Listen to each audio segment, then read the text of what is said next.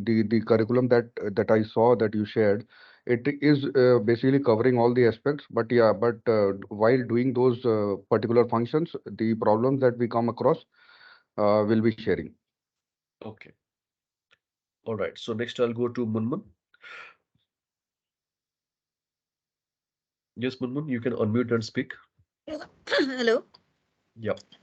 Good morning, everyone. Right now, I am not working anywhere. Uh, I only upgrade myself to join any. In further, I have to join in any office or work or anything. That's why I want to join this course. Thank you. Okay. Okay, Munmun, no problem. So next I'll go to Ritu. Hi, good afternoon, everybody. My name is Ritu Sharma. I'm an HR professional with 14 years of banking and IT experience. Um, this is my second training that I have taken from Prabhas, and my previous training was an excellent experience, Prabhas. With your the presentation Microsoft PowerPoint thing, I utilized most of it, in my presentation that I gave to my seniors, and it was really well appreciated. So I'm coming back to you for the Excel training, and looking forward to learn a lot of new and new things from you. Um, Specifically attrition dashboards, um, managing appraisal data, performance management systems, um, the VLOOKUPs, HLOOKUPs. I know how to work on VLOOKUPs and pivots, but I want to know the advanced version, and which I can use. Combine my Excel and PowerPoint data, and the presenting part. So this is what I'm looking for right now, and it's been a beautiful experience last time as well. So that brings me back to you for taking your session here. Thank you. Thank you so much, Ritu. Welcome back again. So thanks for Thank your you. compliments. So I'm Thank you. glad that I could make a difference because of that training program. No doubt, Yes, this program also going to give you a helping hand. I can give you some assurance. But as I told you, practice is very, very essential. I can only absolutely. guide you with the techniques and tricks. But only thing is, you have to make a difference at your workplace with a lot of practice. Absolutely. Thank you so much, Prabhas. No Thanks. problem. Yeah. Next, I'll go to Samir. Hello, everyone. Good afternoon. Yes. Good Yeah, afternoon, Samir. so I work with Vodafone organization as a HR global data analyst, and Okay. here the challenge comes like as a data analyst, there are a lot of records we deal on daily basis, multiple huge set of employees, huge set of fields, and handling those fields, doing a data visualization, data manipulation, working on the Excel files, working on the different combinations. Many times it takes a lot of time. So I've just gone through a few two of the formulas on website. Like one was XLOOKUP and one was hash fill. So that really helped me save a lot of time. So expectation is the same thing. Like if I get to know a lot of additional new things, new formulas where we can speed up the things in my existing work and complete the tasks very fast. Okay. So basically, as I understand the formulas and functions more you're focusing at. Yeah. Okay. Fine then. So next I'll go to our friend Singaram. Okay, it's Kumar. Hi, hello. Good Yeah. afternoon. My Thank name you. is Kumaravelu. Okay. So currently I'm working as an assistant manager payroll operation. Okay. So daily basis I'm working almost 12 to 13 hours in Excel only because we are Okay. handling the client payroll more than 44 clients. So all Okay. pay register, tax register, everything, the output come from software is Excel only. So I already completed intermediate Excel. Hmm. So my expectation is I want to know more about function. Yeah, I know basic formulas function, but I need to learn advanced. So I continue to learn Power BI as well as Macro VBA. Okay. Sure. Fine then. So next I'll Thank go you. to, yeah, next I'll go to our friend Uma. Hi. I'm also having around 12 plus years of experience in IT, and I'm currently working as a business analyst. And my expectations is more towards analyzing data and bringing out as graphs. And I also work in a domain like supply chain, which is having a huge amount of data. So reconciliation, how to do a reconciliation between a data that is coming in from a pipeline versus the actual data. These are some of the things that is done in Excel currently before getting into dashboards. So those are things I want to understand and go forward in a real time situations. And also graphs with single and multiple accesses, double access, all those things I want to be able to do. Right. All right, friends. So I believe I have noted down all your expectations. So anything is missing, you're always welcome in this 16 hours program to address it. No issues. Now, coming The back recording to, will be yeah, shared with us, right? After the yes, class. yes, Okay? yes, yes. Yeah, It will be thank you. day wise, you'll be getting maximum by 8 p.m. It will be Yeah, reaching to your inbox, yeah. and we'll updating a text message in the group also. And the group is being designed only to give you a helping hand to address your concerns. So if you have any queries, you can also drop a message in the group and we'll be trying to address the concern, whatever you have. Yeah. Can we And share our case studies and ask for problems here or separately? How does it go? it will be live only up to the program is on. Like say, our program is live only up to 30th of this month. So the Okay. group will be live only up to 30th. Okay. So And if you in have case I any, have some live, yeah, I have some yeah, issues with my work right, or which I need right, to get support on. right. So what should I do? Yeah, you have to drop a mail with your sample case studies. You have to drop a mail, and the mail ID is I'll be sharing it across at the end of the training. And you have to drop it in the same email ID because we have got different email IDs for different concerns. So the BDM Excel, it is only for our business case purposes, but query clarifications all, we have a different email ID called training.pune@yahoo.com. So I'm dropping a message in the chat box. You can make a note of that. Okay. I also like to have the PowerPoint presentation next schedule or session for that. I would like to, since I was very happy, somebody has Uh, shared that it was very good. So I would like to have not the basic one, advanced PowerPoint presentation. If you have a session, please share. yes, Nibita will be take care about it. She will get in touch with you. Don't worry. Okay. All right. So guys, now we are going to drop into our sample case studies folder. So first of all, kindly go to a new Excel file. Yeah, the reason is being there. So please follow my instructions. Open a new Excel file. Now, the first thing is whenever you are working in Microsoft Excel, being an Excel user, you must know which version of Microsoft Excel I am working with. So how to identify your own version which is installed in your laptop or PCs or desktop is go to file menu, and then within that in the bottom you'll be finding one account. Can you see one option called account? Just go to that account option. You will be finding your own version over here. So in my case, I have got Microsoft 365. Your case, you just check it out and drop me a message quickly on the chat box. 365, 2016, 2019, 2021, or 2013, whatever it is. Please drop a quick message in the chat box.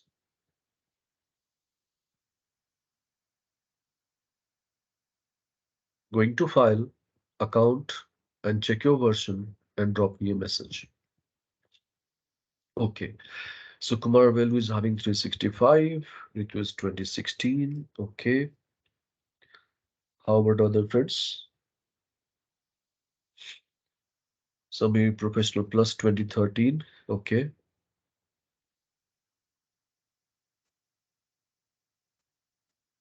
Mukesh 2016.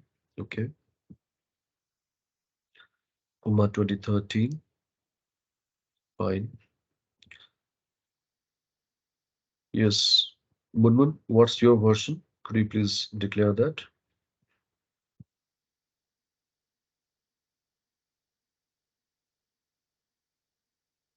All right. So here, what is the point? Why we need to know which version of Excel we are working with? I'll tell you the reason, people. Sometimes what it happens, you would have seen some of your friends or colleagues, they are using some beautiful features, functions, or tools of Excel, and they are making their job easy. So you'll be surprised, you will be also happy knowing that things are okay, and then you will start expecting the same from your system as well. But your system doesn't have the same formula or features. So don't be panic in that case. This is because of the versions difference. So only thing is you have to upgrade your system to that same version. So if you ask me, Prabhas, which is the latest version now I should work with, or if I'm working really I'm blessed. Yes, the latest version of Microsoft Office is the Office 365. So there is a standalone license also we do have called 2021 parallel to Office 365. But Office 365 is a subscription license. Means every month or annually you have to pay some royalty to Microsoft.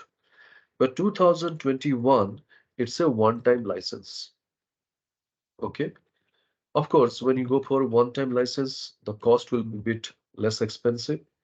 But here, subscription license, it will be expensive. And now you can ask me a question. What is the difference between 365 and 2021?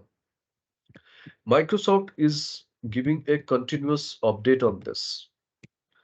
Continuous update. Okay.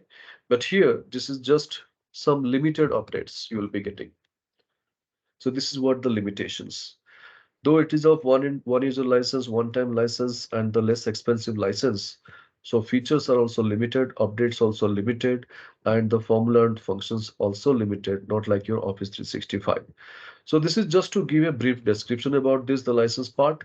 And if you are using your personal laptop, sometimes you carry your office work to your home and you want to do work over there, but you will not be having those features in your personal laptop. So in that case, you would be definitely seeking a support, or you want to ask a question from us. If I am using my personal laptop, what is your best recommendation? Which version of Microsoft I should go for it? Of course, I would suggest go for 365 because there are many more formulas. If you talk about only Excel, which is available in 365, you may not have in the others. Like, excuse me, the formula called XLOOKUP. You have in Office 365 or 2021, not in any other version. You just check it out. Those who are having 2013, 16, or you are having 2019 also, you will not be having that.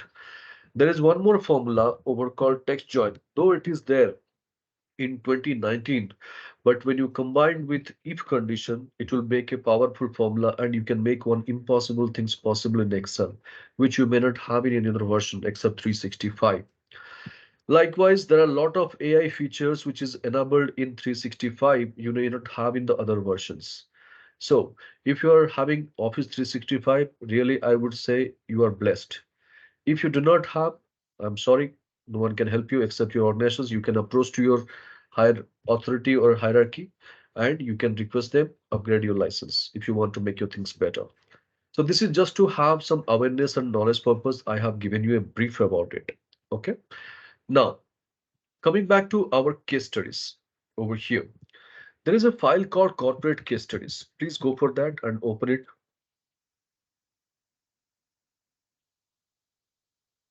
So you'll be landing up with the cover page and click on the next button over here. This is the next button. You click on that. It will take you to the sheet called business maths. So kindly confirm the same worksheet is opened in front of your screen. Y for yes, quickly on the chart box.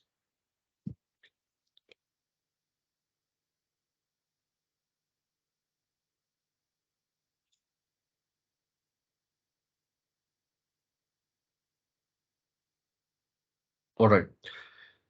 So here I would be asking a lot of questions like, is it clear? Have you understood? Are you with me? Are we good for next level? So when I'm asking this kind of questions, I'll be seeking an answer from you. Just one line answer, Y for yes or D for done. So that will be making our session more live and it will be also giving you a confirmation that you are good and you are with me, you have understood the subject, there is no queries, and we can proceed to the next level. Now, this will be helping us also to effectively utilize our window time, and we can take more from the session, more from me, and you can make the things better. So let's go and start working with our first objective over here. In our business maths case studies, people, we have we have collected few sample case studies, like the basic calculations. In our routine activities, we do a lot of plus, minus, addition, deletions, all these things we do a lot. But the problem is we spend a lot of time for doing the same.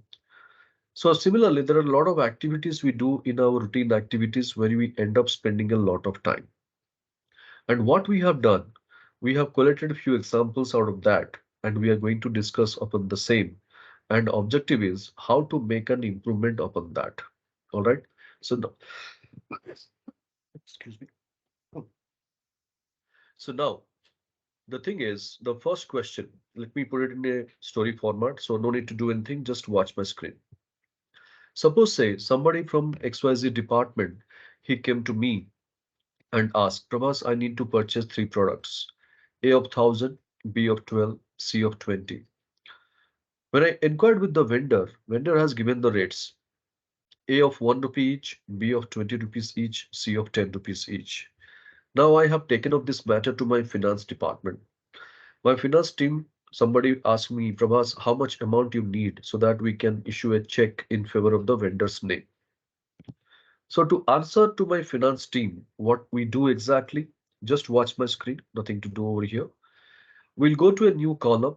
We'll type a formula equal to quantity multiplied by rate per unit. Then we go for a total of the same. Then we realize we need to collect a check of 1440 rupees. Do you agree? This is how we do.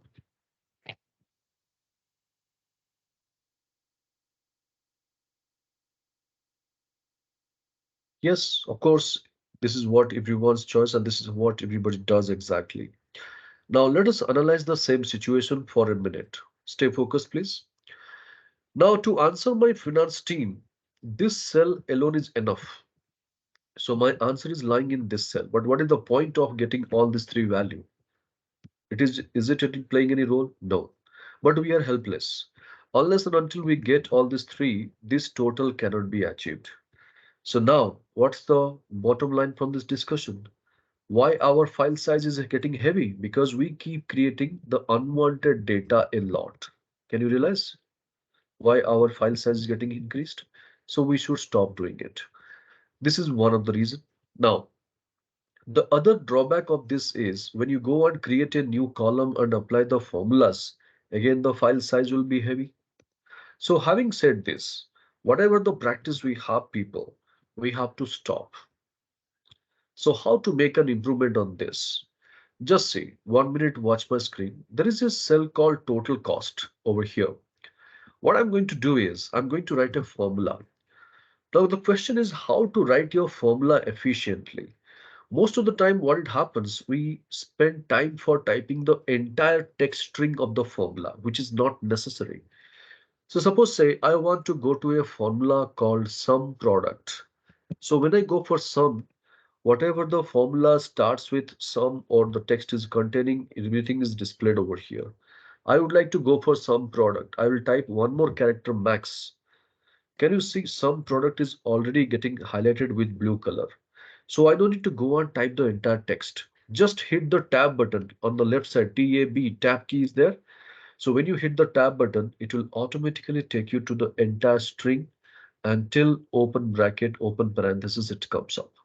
So this is called one of the array formula, very powerful formula. Since 1985, this formula is being there. Now, what demands me? Array 1. So what is our first array? This is the quantity column. Come on. What's the next one? Array 2. What is the second column? Rate per unit. Don't include the headers, just take the data points. The moment you hit enter, this is going to give you a result over here. Now just imagine if you have got to 10,000 cases also, one formula is enough to deal with the same. You don't need to go for a separate helper column for this. So this is called your sum product formula.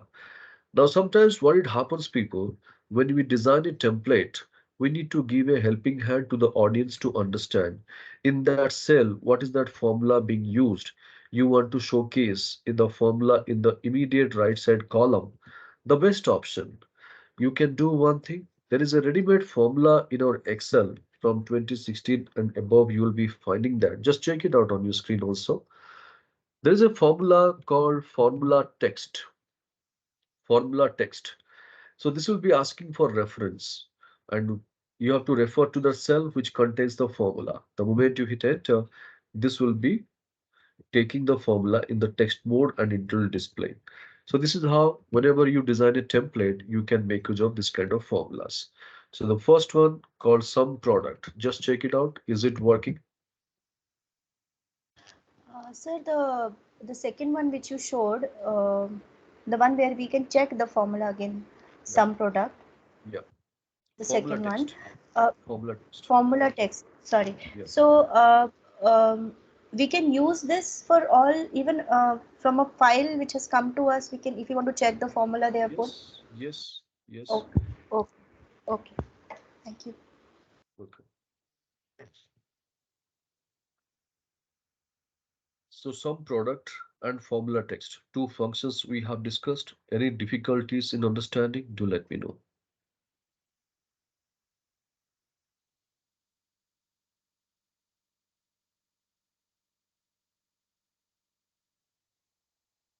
All right. So I got three confirmation. They do not have any doubt. They're clear, and we are good for next level. So Ritu, is it working? Yes, sir. It's working. Thank you. Okay. So now let's go for our next example, people, about the vendor evaluation. So let us discuss something on this point. In any industry or organization, wherever we are working with people, our purchase department, they have their own SOP. That is called standard operating procedure. What is that? They say, whenever you purchase a critical item, okay, don't depend upon a single source of supply.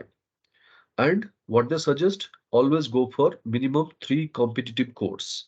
And technically, we call them L1, L2, L3. Do you agree?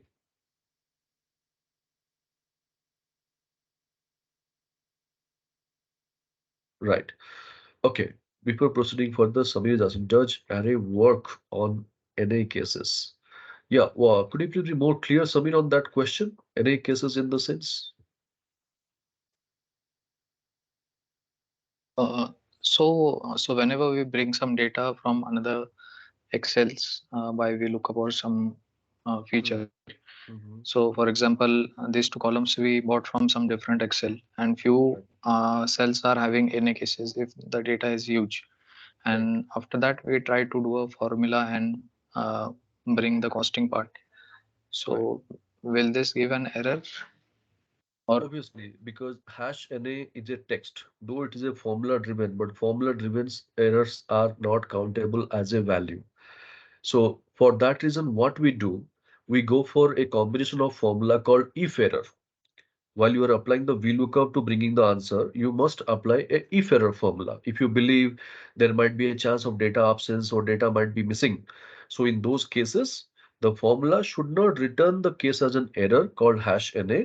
In place of those hash NA, you should replace the same with 0, hyphen, nil, anything like that. And then this formula will definitely okay? work on Yeah, that. Don't worry. got it. Right. Now, yes, so as we are discussing people, when you go for a vendor evaluation in any industry, wherever we are working with, we always seek minimum three quotations, that is called L1, L2, L3. So here also we are going to do the same. Now in this case, look at just our prices column and let me know what would be my L1 price. Anybody quickly?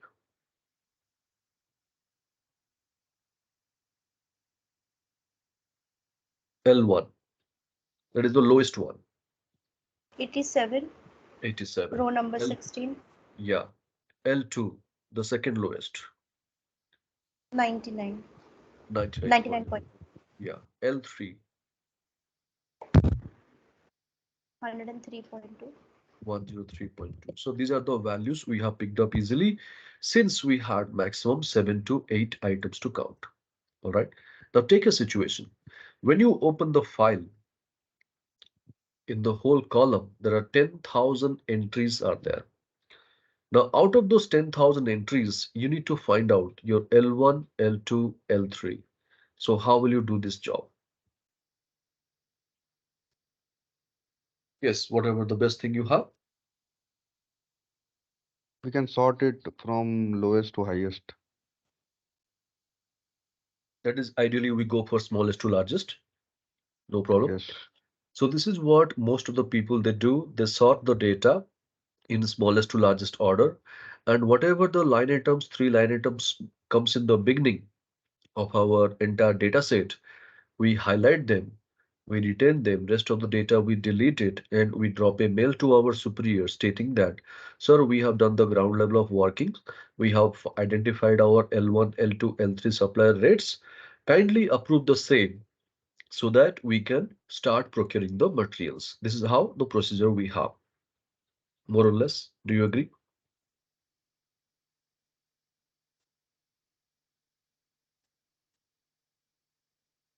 Now, the question is, in this entire process, where is the value additions to the work? Because sorting is something anybody can do. It's a basic work. I could have asked my one of my subordinate to do this work, or I could have given this work to my one of my office boy also, because nowadays office boy also comes with minimum of MS Office knowledge. Now, being a team leader, being a supervisor, or being a skilled worker, or being a department head, why I am doing a task which is non-productive in nature? Do you agree? There is a productivity in this work entirely anywhere.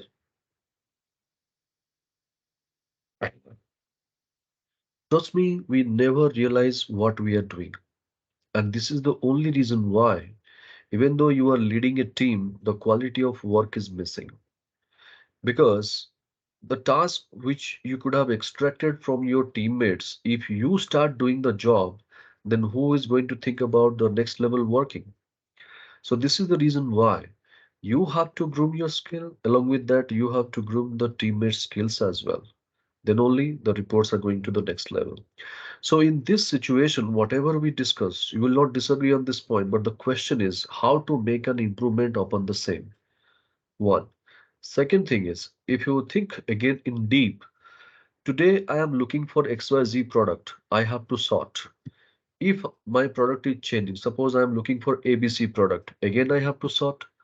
So whenever there is a new product I am looking for or I would like to purchase, I have to go for a sorting exercise which is repetitive in nature. Do you all agree?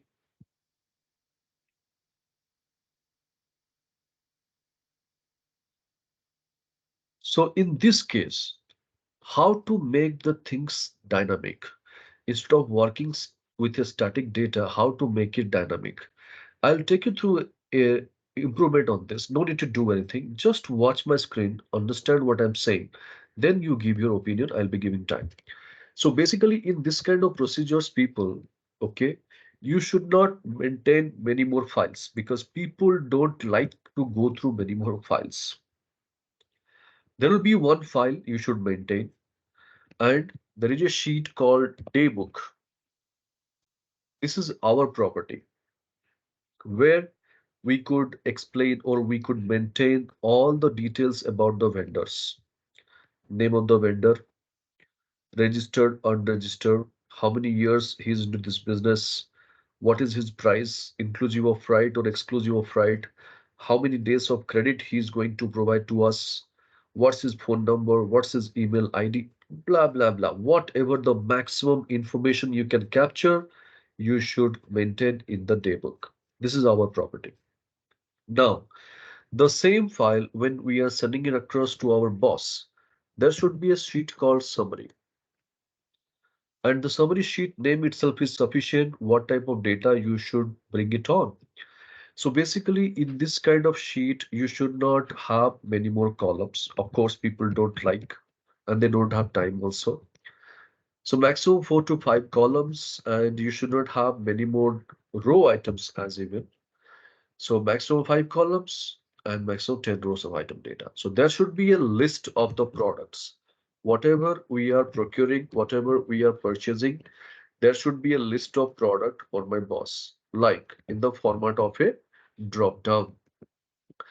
So drop down, it should contain a list, and in this list, I should suppose I create some sample over here, PR1, product 1, PR2, product 2. So just I'm creating a sample for it. Don't go for more in depth, just sample. PR3, PR4, and PR5. Now my boss have only job to do. He has to select a particular product whenever he would like to approve something, and immediately there should be three cells over here, naming L1 over here, L1, L2, and L3. Okay. Now, what is going to have this L1, L2, L3 is nothing but another column naming called price. So in this price column, automatically the price should reflect. Okay. Now, how this price is going to come over here from which workbook or worksheet? From daybook. So daybook, whatever the price we have maintained from this cell, it has to come over here. But how? Using certain formulas or functions. Now, once my price column is ready with the ready-made prices, then immediate next column, there should be also a column naming called vendor name. Who is that vendor has quoted that rates? And if this has come automatically, things have become more dynamic. And trust me, this kind of file, when you create and send it across to the next level, whoever is watching the data, they are going to retain this file for their whole life. To set an example for others, see, this is called report. And this is just one-time job. You don't need to go and keep on doing anything on this. Only thing is you have to keep updating your daybook records. If at all any vendor stops his service, you can eliminate that. If any new vendors offer his service, you can keep updating the records. So this will be automatically taken care. So don't you think that this is going to be an improvement and we can make it? What's it? How to do, I'll help you, don't worry. But as an overall picture, larger picture, if you see, are you satisfied if you go and do something like this? Yes, Yes, because this will also be data which we don't have to create again and again. We can just update the data and it will get the summary will get populated, right? that's it. That's it. Okay. So this is how people always try to give a add-on to the data and do the things dynamic. Don't work with the static data that will be always be repetitive and people are not happy watching the same and your productivity is also getting degraded while you work like this. So now I'm going to take you through everything, how to create a drop-down list, all those things I'll tell you. Well, we'll go step by step. So right now our focus is how to get this price column. What would be the right formula? I'm going to take you through. Okay, so keep the focus on that. So come back to our data sheet. Can you see there is a column called bottom three? Okay, so we are going to focus on this column. Ideally, when you write a formula, people, how do you write? We go and write a formula in a cell, then we go and drag it down. This is the practice we have, or we copy paste it. This is practice we have. Today we are going to stop. We are going to make something different. How? First, do it along with me. Select all the three cells where you need to get your answer L1, L2, L3. Select all the three cells. Do it along with me, please.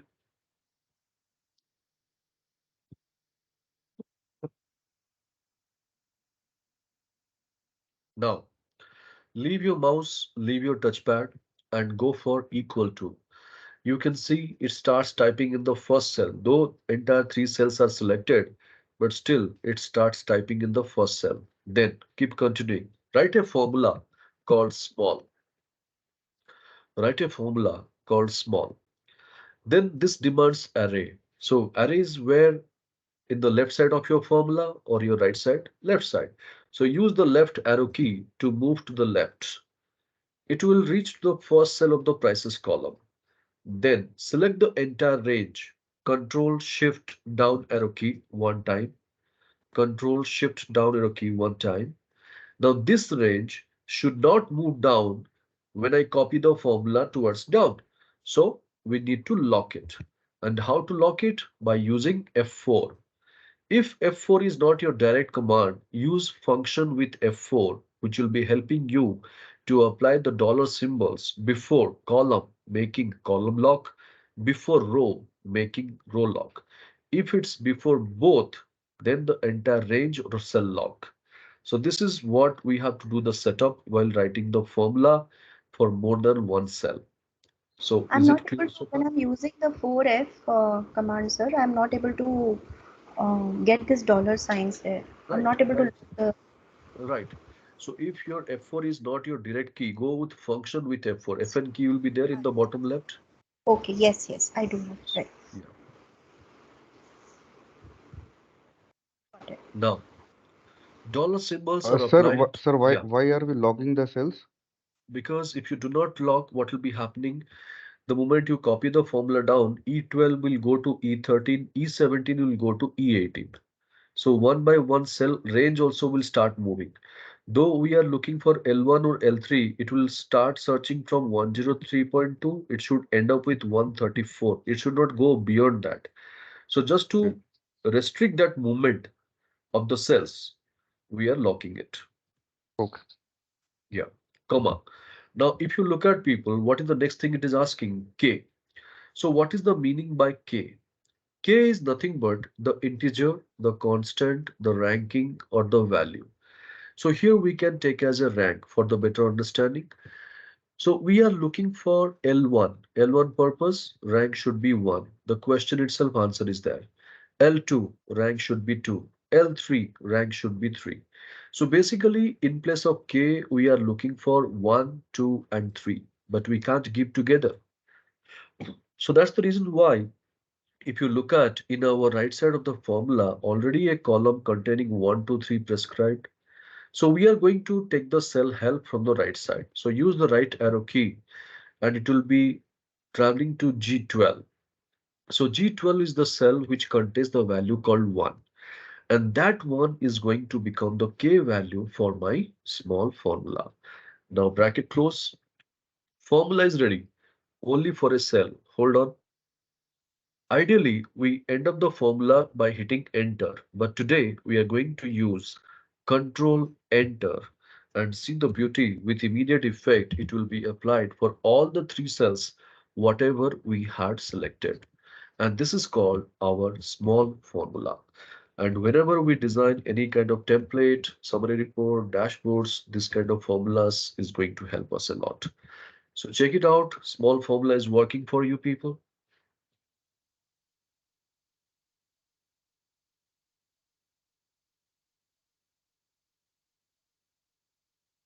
If at all any doubts, any confusion, feel free to ask. Make all the logics clear.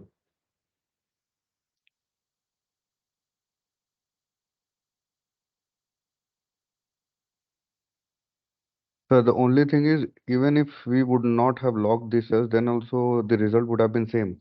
No, it will not be. See, It would have been taken these numbers also, right? 103, 99.2 into consideration. no, it will not take. That's what I'm showing you. Just watch my screen, please, for a moment. See, I'm not locking it. I'm just keeping the cells open. Able to see my Okay. screen? Yes. Now, can you see what is happening? L1 87, it has come. L2 99.2, it has come. L3 is supposed to be 103.2, but what we have received? 111. How come? 11. How come? Can you see now? See, when I move my cell, the blue color range is moving down. Can you see that? It is leaving those two cells from the up. Yes. So this is the reason why, though we are working with L1 or L3, it should always search in this array. This array should not move. For that reason, we go for locking this array by using F4 and Control Enter. So though we are working with the first cell or the last cell, the range is still remaining the same. So, sir, if I'm correct, like from when it is selecting from the first cell, it is taking the entire array. Then even when it is going to the next cell where it is 99.2, it is leaving 103.2, this cell. And Right, when we are going to the third cell, it is leaving the first two cells. Is it right, right. This is okay? how ideally it goes if you are moving in a column.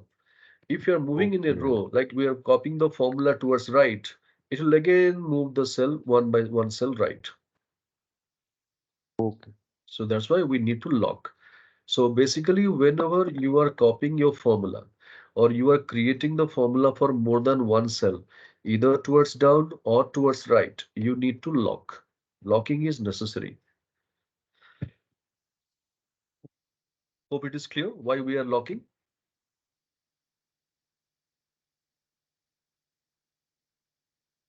All right. Now, let us go for people finding out the next column, top three. So as usual, select all the three cells. Now the objective is top three values from the prices column needs to be identified. So same formula, how to apply over here, same logic. Like for small, if you're looking for the lowest values, we have gone for small. What will be the opposite of small if I'm looking for the top three? Should be Large. large. We have that.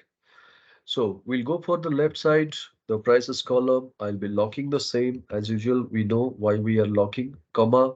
Now again, this is asking for K. So K, I told you, like we have gone for L1, L2, L3, 1, 2, 3. Similarly, top three also T1, T2, T3. We have to go for it, and we are going to take the value from the left.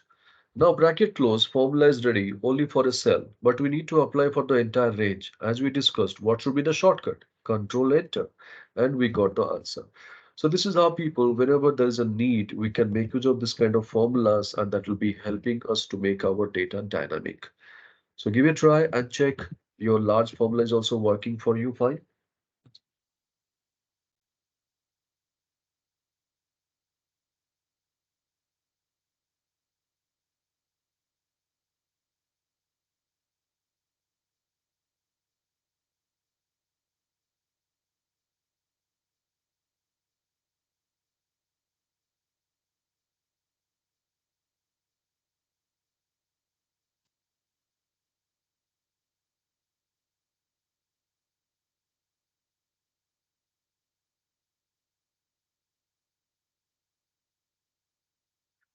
So any questions running in your mind, feel free to ask.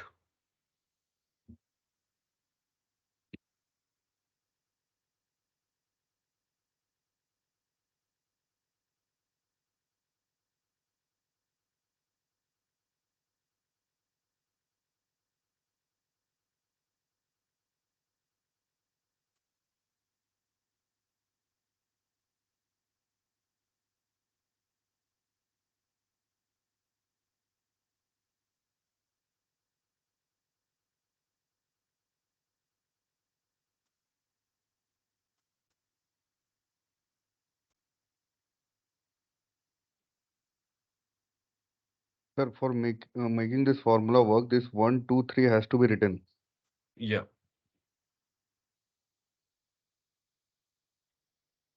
Yes. So what's your concern? May I know a bit more on that?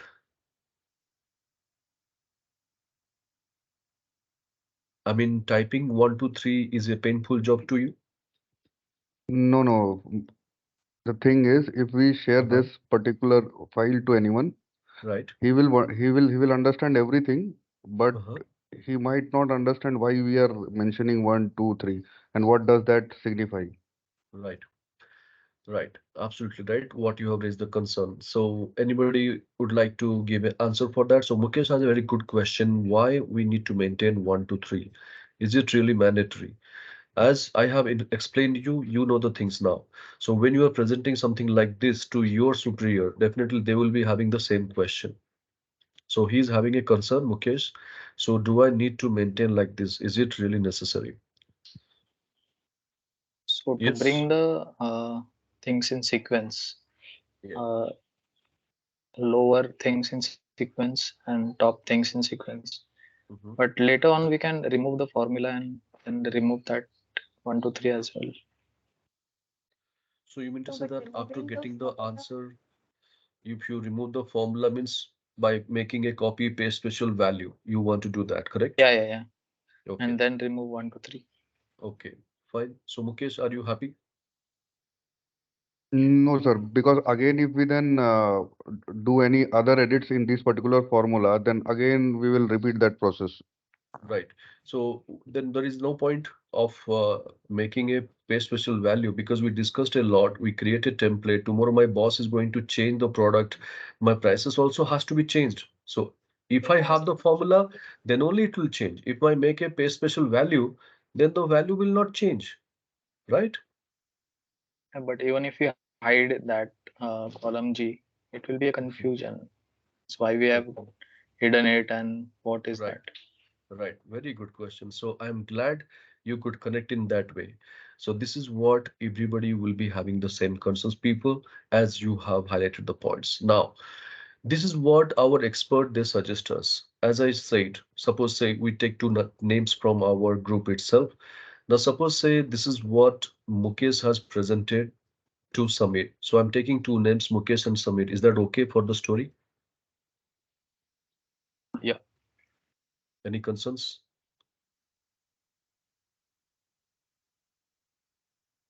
Samir? No, sir. No concern. Thank you. Thank you so much. Because disclaimer is very much required. That's why I have to take your consent before using the name for the story. Anyway, so now Mukesh has presented the same to Samir. Samir is watching the same and he is quite happy the way Mukesh has presented this. Now, only thing is Samir has a concern that this column, why Mukesh has presented, he has no understanding about this and he believes, Samir is believing that this is unwanted and he deletes the same. Now the formula is in trouble, right? And this is what mostly happens with us. We created something, we're sending it across to the user, they delete or they do something over there, and the entire template is in toss.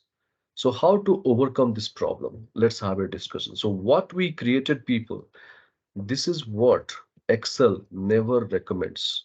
This is our expert suggest us. So now the question is how to make some improvement on this. So here, people, what we need to do is same 1 2 3 we are going to get it, but this 1 2 3 it is going to be generated in the formula itself. So we'll be making our formula efficient enough in such a way it will generate those 1 2 3 in the formula itself. But how? 1 minute, please watch my screen, very much important. So first understand the logic. Now just watch my screen. If I highlight a row, which row I am in, you see which row I am in? Row number 12. Row number 12. Now, if I need to identify that, there is a ready-made formula in our Excel is called row. So row open bracket and close bracket, this also returns me the same number. Can you see that? So since I'm in row number 12, my row formula gives the answer as 12. But what is that number we were expecting earlier? What is the number it was there? So one. So already I'm getting 12. If I'm seeking 1, the basic mathematics, can I deduct with 11? Can I minus 11 over there? Of course, yes. Now the same thing when I go and copy, is it generating 1, 2, 3 for me? Right? Same thing we are going to do in the formula. So is the logic clear what we did over here? But Yes. this So things, this this thing we are going to embed in the original formula. formula. See, now I'm going to do again. Just watch my screen. As I told you, we'll go for selecting the entire thing equal to large, taking the data array from the left side over here. And this array, when I take it over here, I would lock it, reason we know, comma. Now, whatever we did the concerns over here, if you look at row formula, I'll be using, and since I'm in row number 12, I will be deducting with 11. And then formula is ready, only for a cell, need to apply for rest. Control Enter, we got the things. Without using any kind of helper column, can you see that? We got the answer. So this is how people, you have to use the nested formulas to make the formula dynamic. Just give it a try and check. Anything is not clear, do ask me.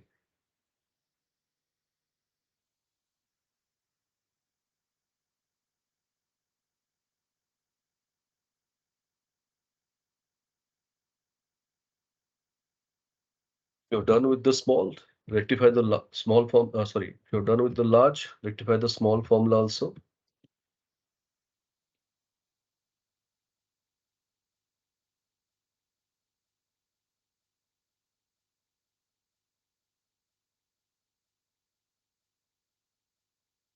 So Mukesh, now it is making more clear.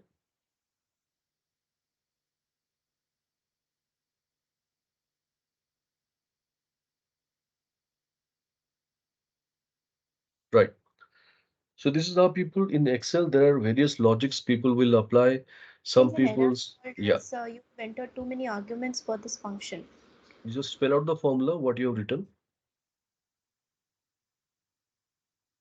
The same formula, I just added row, comma, row, bracket open close, minus 11, bracket closed. All right. So you just type it, whatever I'm showing on the screen. Did you type the same exactly? Equal to large, open the bracket, Yes. then Same E12 to formula, the E17. previous formula that we had, I've just added this row formula there, minus 11. No, that is what. After the array, we Mm-hmm. had G12. We had G12. So Mm-hmm. instead of G12, you should write this row Okay, formula.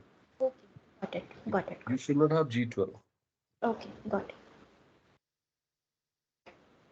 Yes, got it. Thank you. Thanks. Welcome. All right, people. So I believe everybody is clear with the concept of combinations of large with row and small with row. Any doubt, any confusion? Yes, Kumarbel, any concern?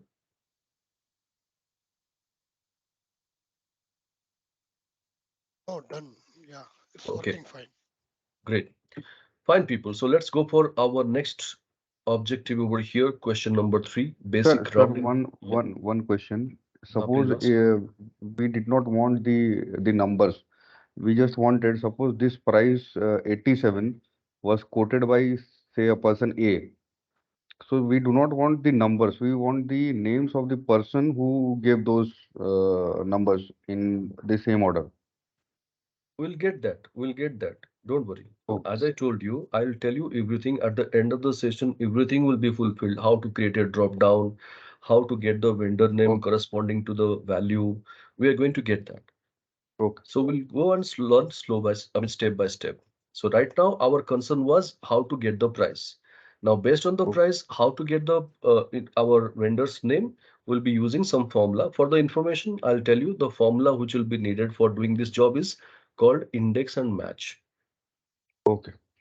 Yeah. Now, coming to the next over here, basic rounding of our data. Suppose say we have a prices column. Most of the time, what it happens, people, the decimals are always killing and it will always creating a difference while doing the reconciliation activity. And because of those decimals rounding off, we always pass a journal entry while making our or closing our books and accounts in our balance sheet or profit and loss account. We always pass an entry over there. So this is really a time consuming activity. That's the reason why the ideal practice what corporates they follow, ignore the decimals and always use the rounding off logic. So what is the meaning by ignoring decimal and rounding off the logic? Suppose say these are the prices column I have. My boss is saying, Prabhas, do one thing, please round up the data to the nearest one in it. So ideally, what is the logical round off we do? 103.2 is there, we go for 103. If it is of 111.5, we go for 112. Do you all agree? Yes, no?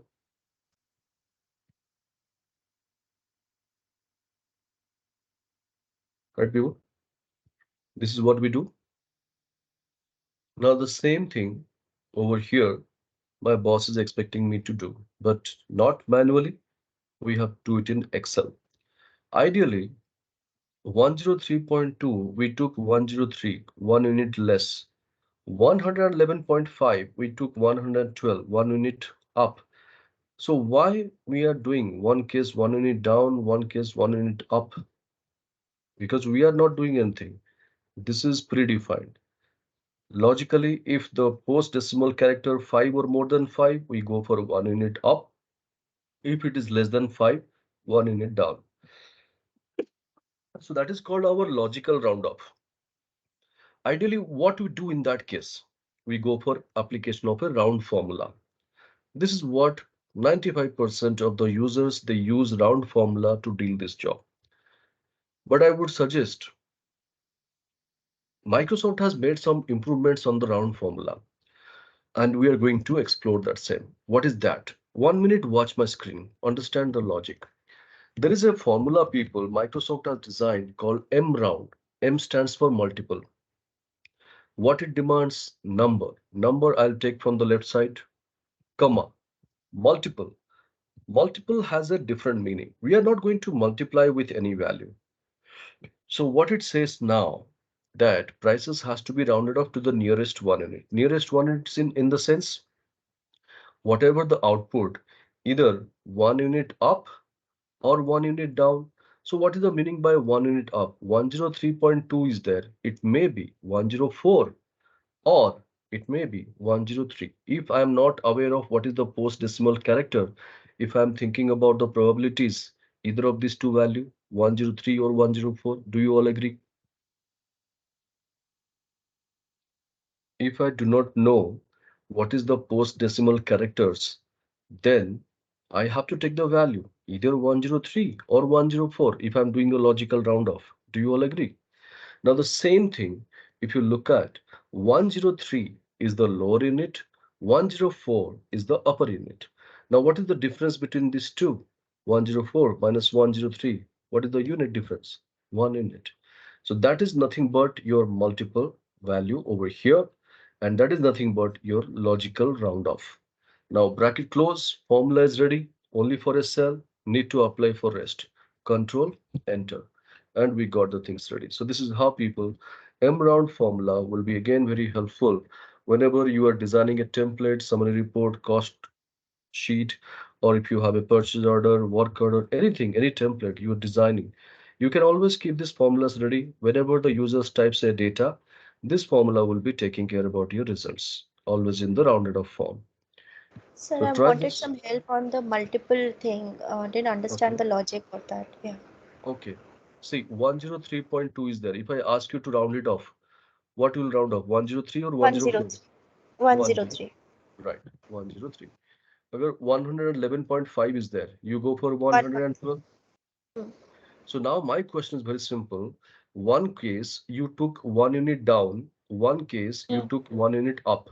So how do you correct. take two different logic over here? Because post decimal character also, there are two different. Like one Right. case 5 or more than 5. That's why we took 1 unit up. Up. One Yeah. case it is less than 5, we took 1 unit down. So the same Hmm. logic, when you go and apply for 103.2 case, what will be the probabilities? Either 103 or 104. Do you agree? Correct. Now for 103.2, 103 is the lower unit, 104 is the upper unit. Now what is the Hmm. difference between these two units? One. Okay. So that's why we have go for multiple of 1.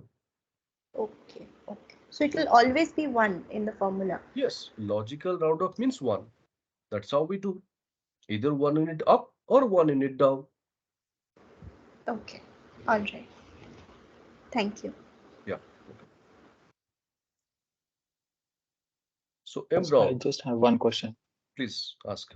At home menu under general, we have the decimal icons. Yes. Will it function in the same pattern? Yes, Decimal 00. yeah, it will function the same pattern, but sometimes what it happens, if you go for formatting, in your system you have given the formatting. Suppose you send it across to a different user, and that system is not compatible with this, so that Excel file will be Yeah, adapting to that format, then this will be again a problem. So if you have the correct. formulas in place across any version universally, it will work fine. Though the person is not having Microsoft Excel, if he's having Kingsoft Office also, or if he's having WPS, if he's having Open Office, or if he's working in the Google Sheet as well, it is going to work fine. So that's why we would suggest go for M round formula or round formula, anything fine. Yes, got it. Yeah. All right. So I believe everyone is clear with our M round logic, people. Any doubt, any queries, anybody? So what is the difference between round and M round No actually? difference, no difference. As I told you Okay. earlier, people are using round. If you are using round, also fine. But Microsoft has made some improvements. That's why I'm just telling you M round formula. Now, what is the reason I'm explaining the things? I will tell you since you have asked me. See how Microsoft formula works. When Excel has introduced, there was only one formula called round. There was no other formula. But what happens when the users started working with this? They faced a lot of difficulties. And to overcome those difficulties, Microsoft has come up with another two formulas, naming called round up and round down. You would have also noticed all these formulas when you type round. Do you agree? Yes, yes. Now, what is the beauty of Microsoft Excel is when they develop some new formulas, they do not leave the hand of old formulas. They still retain that just to give a comfort zone to the user. Suppose somebody is already working in 2003 version of Excel and immediately the company has migrated to 2007 or 2010 or 13 or Office 365, then he will be completely blank because the interface changes, formulas are different. Then that's the reason why. Just to give the smoothness in the transition, Microsoft retains the still the old formula. And when they develop round up and round down, people get confused. They have to remember the situation wise all the formulas. That's why to overcome all these challenges, Microsoft has come up with another formula in 2007 version of Microsoft Excel, naming called mround. But when they develop mround, they did not leave the formulas help of these two. They still retain that. But yes, if you are using round, there is no difference in using round or M round. But I'll tell you why I'm using M round or why I recommend M round in the next example you can come to know. Hope this is clear. Yeah, it means you are saying all combination of three we can use M round. Yeah, as such. Okay, Right. thank you. So that will be more clear in the next example. Just see. I have the same prices column. Okay. Now, what my boss is saying, Prabhas, please round up the data to the nearest 5 units. So what is the meaning by nearest 5 units? Just look at the first value, 103.2. If I need to answer in this cell, what should be the value? Anybody? 105, 105, One, yeah, 105. 87. 90. Are you sure 90? Yeah, nearest mid up or 85. 85. It should be 85. If it is of 87.5 or more, then it should be 90. Right? Okay, So that is what we are expecting. If it is not clear, I'll take you through more in depth of this. See, suppose I have created a scale of 5 skip count or 5 jump values. So 0, 5, 10, 15, 20 like this. Now I am looking for 103.2. In which interval this is going to fall? Is it going to fall between 100 and 105? Do you all agree? yes, Now, which is the nearest one for 103.2? 105 only. 100. So that should be the answer. That should be the answer. We know. But as we have defined the logic, 103.2 purpose, 100 is the lower unit, 105 is the upper unit. Now, what is the difference between these two units? 5. So that's what we have to do the M round with multiple of 5. So equal to M round, taking the value over here, taking the value, comma, the difference between the lower unit and upper unit, 5 unit. So this is how, if you want to get the multiple of 5, multiple of 10, anything, you can go for it. All right. So this is what your M round formula again.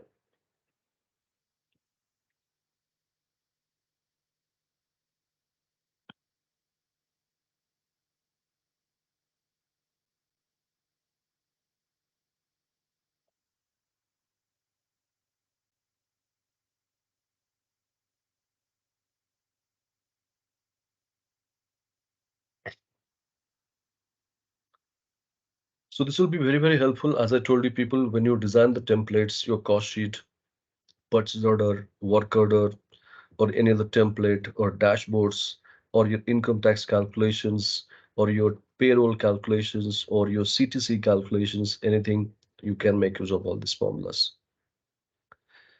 All right. So So I some data believe, we yeah. also get range. For example, if I have to pick up data on employees who have completed 10 years and plus in the organization.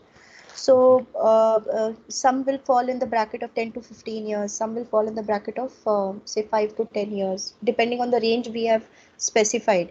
So how to get ranges here instead of numbers, instead of units? No, no, that is a different story. That is a different example what you're asking. See, when the data is falling in a range, we have to do the aging analysis. We technically call them aging analysis. Okay. Okay. So you must be having the date of joining of those employees, and Right. you'll be Correct. having the current date. So basically, you Hmm. want to find out or calculate the experience of those employees. Correct. Yes.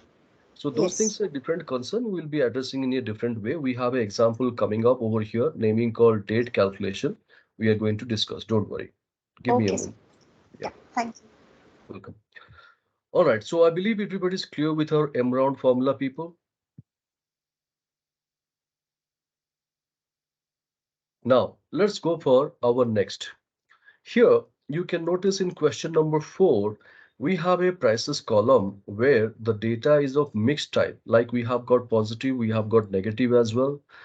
And my boss is not happy watching the same. What he's expecting, he's saying that, Prabhas, do me a favor, just find out the values which are positive and please get it in the next column.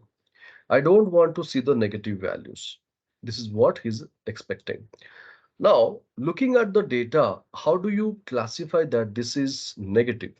How do you know this is negative? Simple. If it is in terms of brackets or if it is starting with a hyphen or dash symbol, this is negative. If none of them is available, it's a positive one. This is pretty clear. Yes, people, do you agree what I'm saying?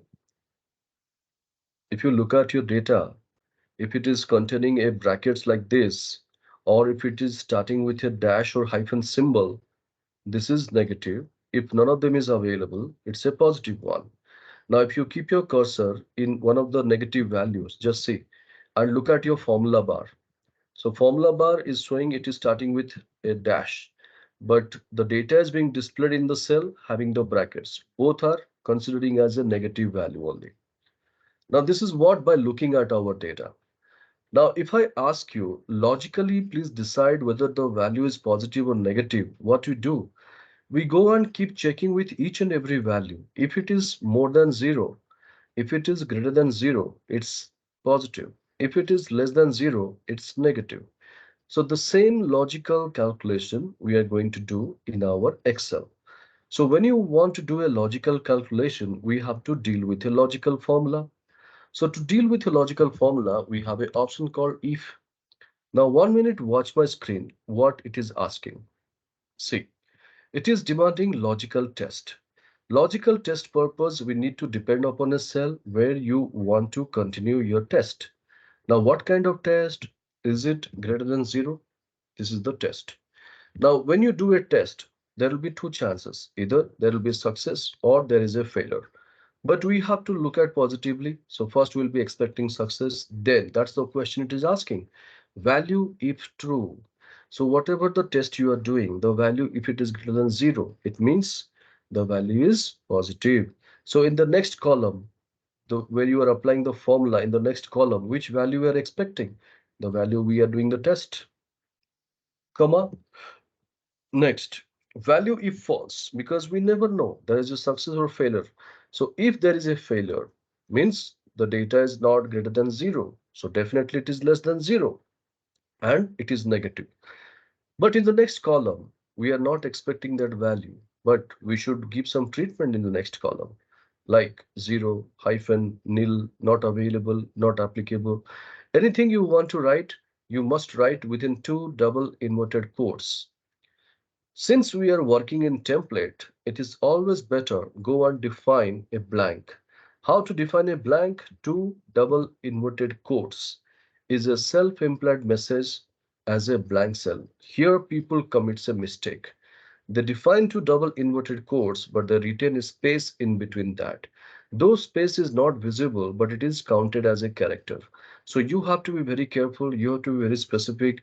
If in your formula you are expecting the output as a blank space or blank cell in the value false area, then you should give only two double inverted quotes. Now bracket close, formula is ready, only for a cell, need to apply for rest. Control enter, and you got your data ready. So this is how people, whenever there is a need, we can use this simple logical formula for Excel and get our job done. So check it out. Is it working? The if logic. Any doubt? Any queries? Sir, this is okay, but how people, represent the negative values with brackets? This is because of the control panel settings. It's not people they are doing, anybody can do, provided your control panel settings is designed like that. See, I'll tell you, don't do that, just watch my screen.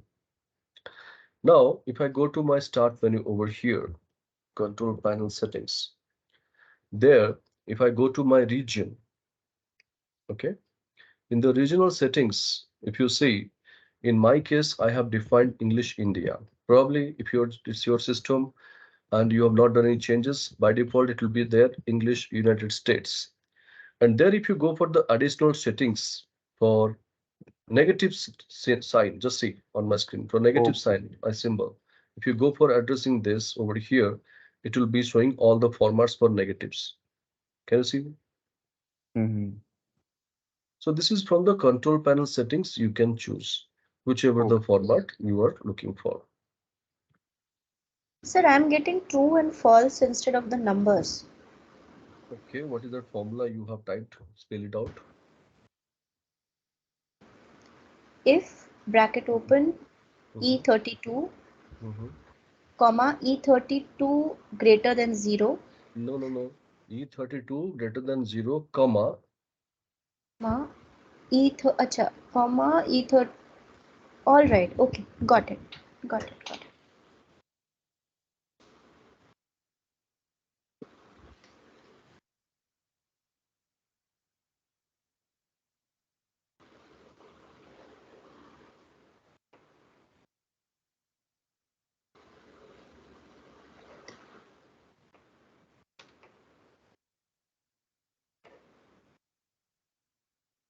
So I believe everyone is getting this if formula based answers.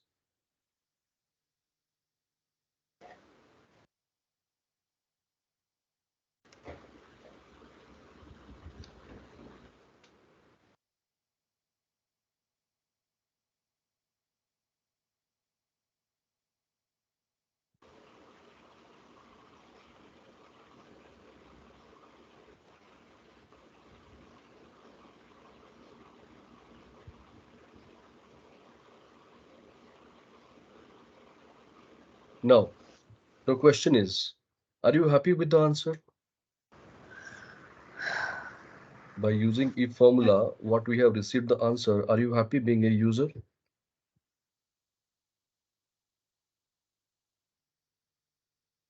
Yes, no? Of course, we are happy. That's what we always been looking for, isn't it? I'll tell you one thing, people. I'm just doing a postman job. Whatever Microsoft has designed, I'm just passing on that knowledge to you. But being a user, you have to decide. You have to give your opinion. You have to give your feedback. So this question I will keep on asking 100 times in this entire 16 hours of training program. So again, I'm asking, are you happy with the solution by using if formula? It is a regular one we are using. Yeah. Yes, Kumar Velu. So why I'm asking, why I'm insisting upon this, I'll tell you the reason. If you remember, I told you one major concern in our routine life is about file data management or file space management, right? I gave you one Word document, like 8 Yes. different ways to reduce our Excel file size. Why this has come into force? Why, what is that role it is going to play? And why it is there in the picture? The reason is, remember one thing, people, the more the if formula in any Excel file, the file size will be heavy. So if formula should not be your first choice. In the worst case only use the logical formulas because this formula always occupies a lot of space of your file. So this is the only reason why for this situation, I do not recommend this formula. But as Kumar Balu said, regularly we are using this formula. 95% cases or 95% people they immediately recommend this formula only. But I don't go for it. I will tell you a very beautiful option. There is an alternative column I have. I'll go for a formula naming called max. We know what max formula does. Within a range, whichever the maximum value, it will extract the result like this. Do you agree? Yes. Same thing we are going to do, but what the formula demands, just see, number one. So I'll take the prices column, comma, number two. So here we need to focus. Just see, when I asked you, please logically decide whether the value is positive or negative, which is the value you have compared with. You have compared with zero, right? So the same thing we are going to do. Now, what we are asking Excel to do a calculation, just realize. We are asking Excel to perform a calculation between the number and zero, which is more. Please return. So we are not discussing anything below zero cases. Jobs becomes very simple. Formula is ready only for a cell. Need to apply for rest. Control enter. Now see the beauty. With immediate effect, I could get the answer. Now you tell me, being an audience, if you look at which will be your preferred option, option one or option two?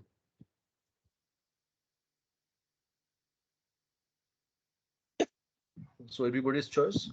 Anybody will be look for only the formula should be crispy, length should not be more because nobody interested to see a lengthy formula. So this is how people you have to be very precise while writing the formula. Make the logic in such a way the crisp formula should be crisp and it will not occupy more space and the data processing also will be faster.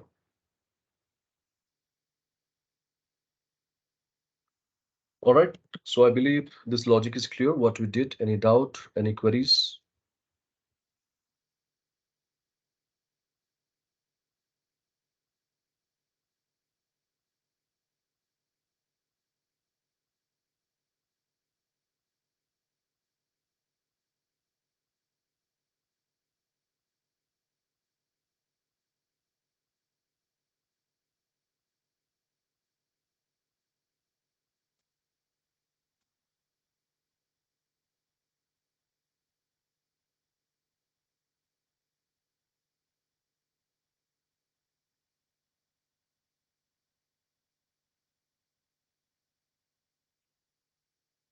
Now,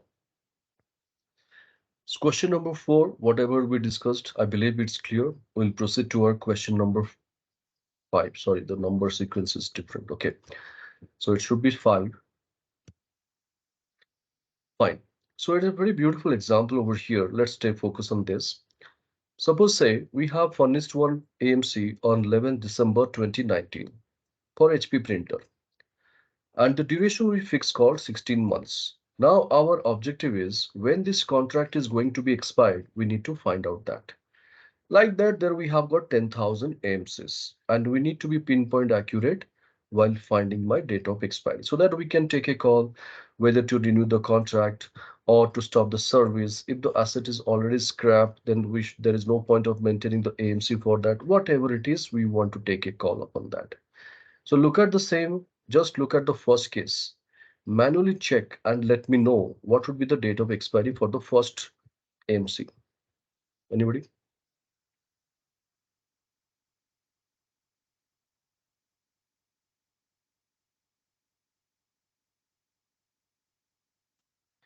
May 21. Okay. Any other answers?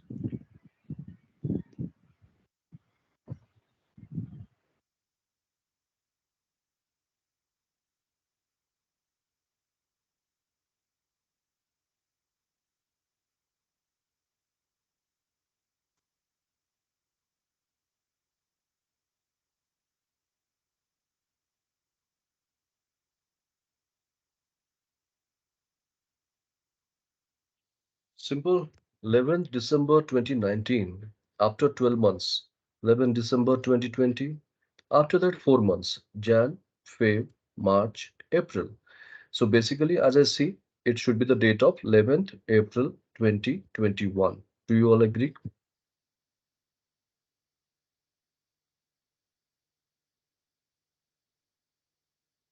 Right? So for a particular AMC to find out the accurate date would took this much of time. Think about 10,000 cases. So can you hold a calendar in one hand and keep computing? It will kill my whole day. So now the question is how to make this job easy. So basically in this place, people, I'll tell you a very beautiful formula we have in Excel, naming called E-date. So E stands for electronic date. And what it demands, start date, we do have, comma, months, we do have.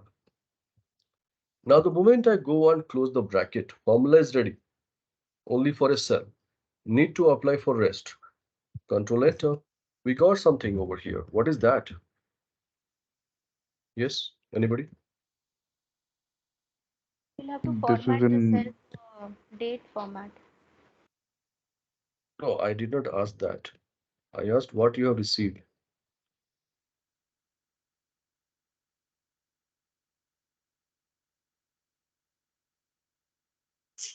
Maybe a technical number for that particular date. Mhm. Anything else? Days Days. Days of what? indifferent between Between there should be some start and ending point. uh, 1900 1900 of, you mean to say 1900 year? yeah, I think. Okay, good. It's a good guess. See, being a Excel user people, you must know certain things about the Excel formats. Okay. So now I'm taking you through some logical understanding. So please stay careful on my screen. Be attentive. If I am asking you what is today's date? Yeah, what is today's date? 22nd April. Right. So this is a date, no doubt. This is just a format. This is just a format. This is just a window dressing of our data. But technically, if you look at the value beneath this cell, this is the value working. Now, what is this value about? This is nothing but our general format. What is that?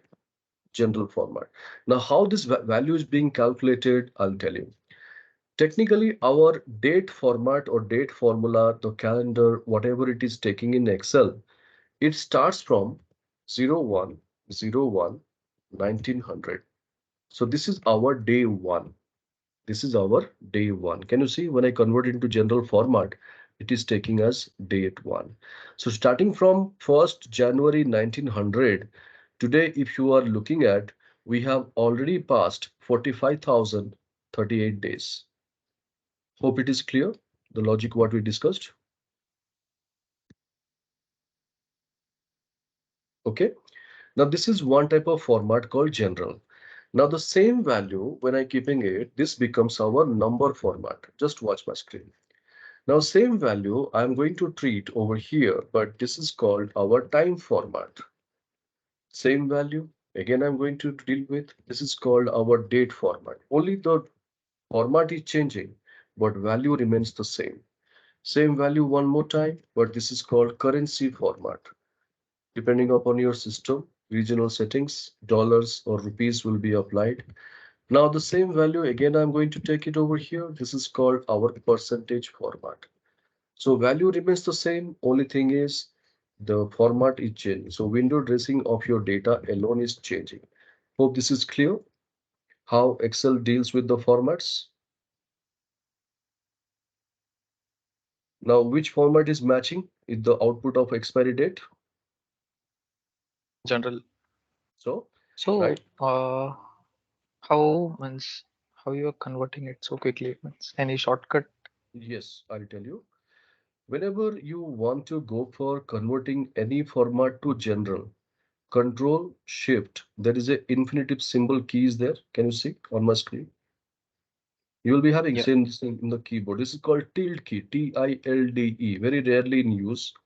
So Control Shift and tilde to convert any format to general. Control Shift 1 any format to number. Control Shift 2 any format to time. Control Shift 3 any format to date. So now we have got general any format to date. Control Shift 3. Similarly, to convert any format to currency, Control Shift 4. Any format to percentage, Control Shift 5. All these things are listed in our keyboard shortcuts also. If you go to that keyboard shortcuts file, I'll show you on my screen. If MS Excel, can you see all these formats? Just see general format, currency format, percentage format, scientific format, date format, time format, number format. All these things are there. So the thing is, you have to practice. All right. So now, as we discussed, we need to go for any format to date format. What's the keyboard shortcut we discussed? Control Shift 3.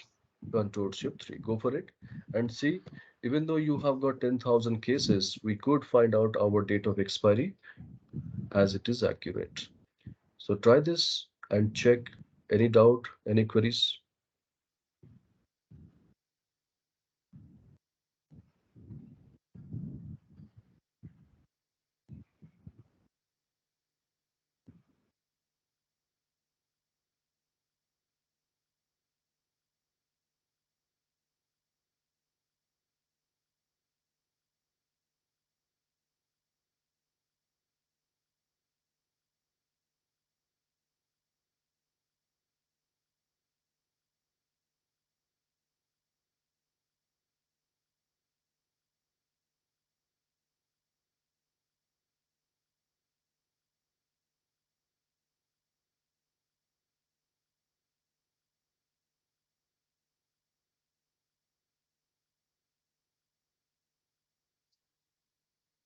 Now, EDATE, we have understood, it's a very beautiful formula, people. You can use in many cases, like when you are maintaining some kind of contracts, agreements, insurance claims, bank guarantees, or any investment related documents.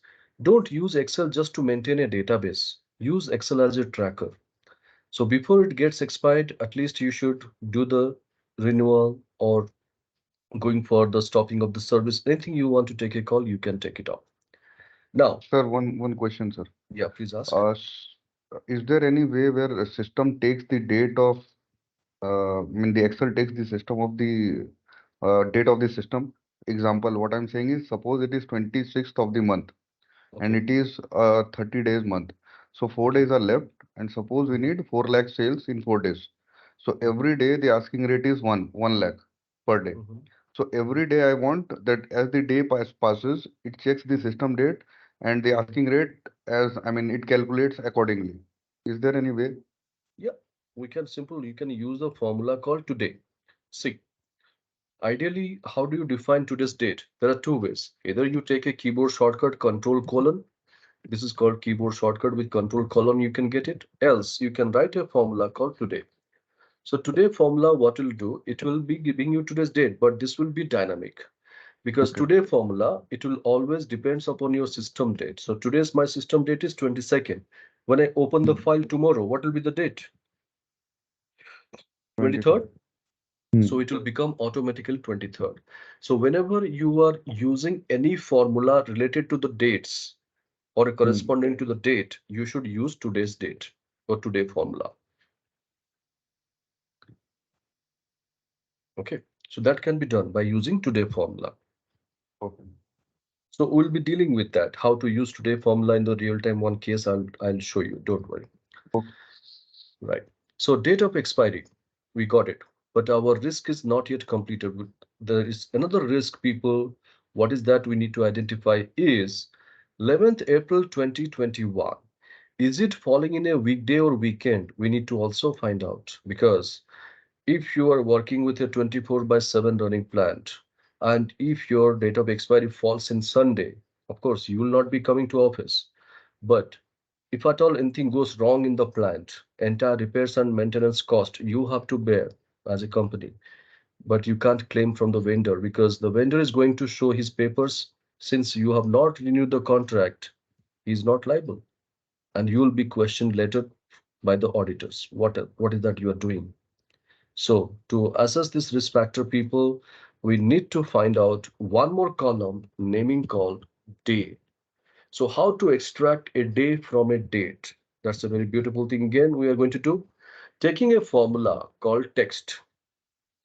What it demands? Value. Value is nothing but my date of expiry, comma. Format text. What exactly we need to do? Ideally, whenever we are working in Excel, what is the date format we follow? Either DDMMYY or MMDDYY. Do you agree? These are the two formats across the globe people follow. Do you agree? Yes. Now, in the DDMM or MMDDYY, whatever the format, what is the role of D? D stands for day, M stands for month, Y stands for year. This is predefined by Microsoft Excel. Now, our focus is not with regard to the month and year. Our focus is to go for the day.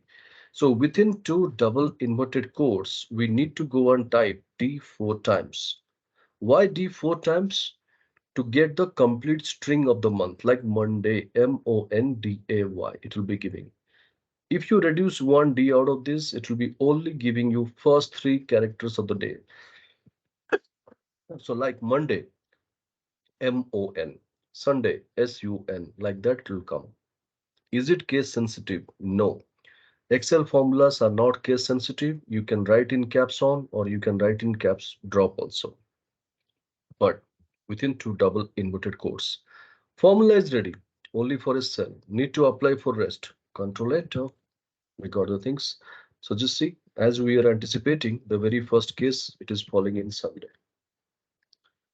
So this is how people we have understood how to extract a day from a date.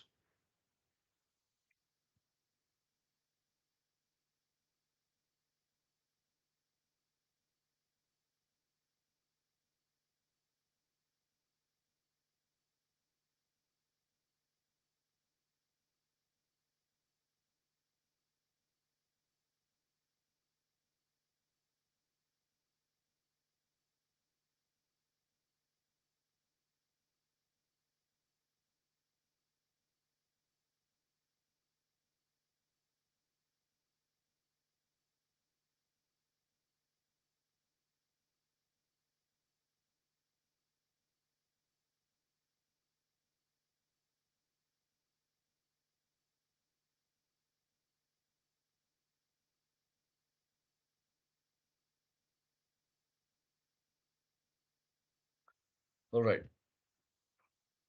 So text formula, I believe this is clear and working for everyone. Similarly, let's go for a hands-on practice for finding the month and year also.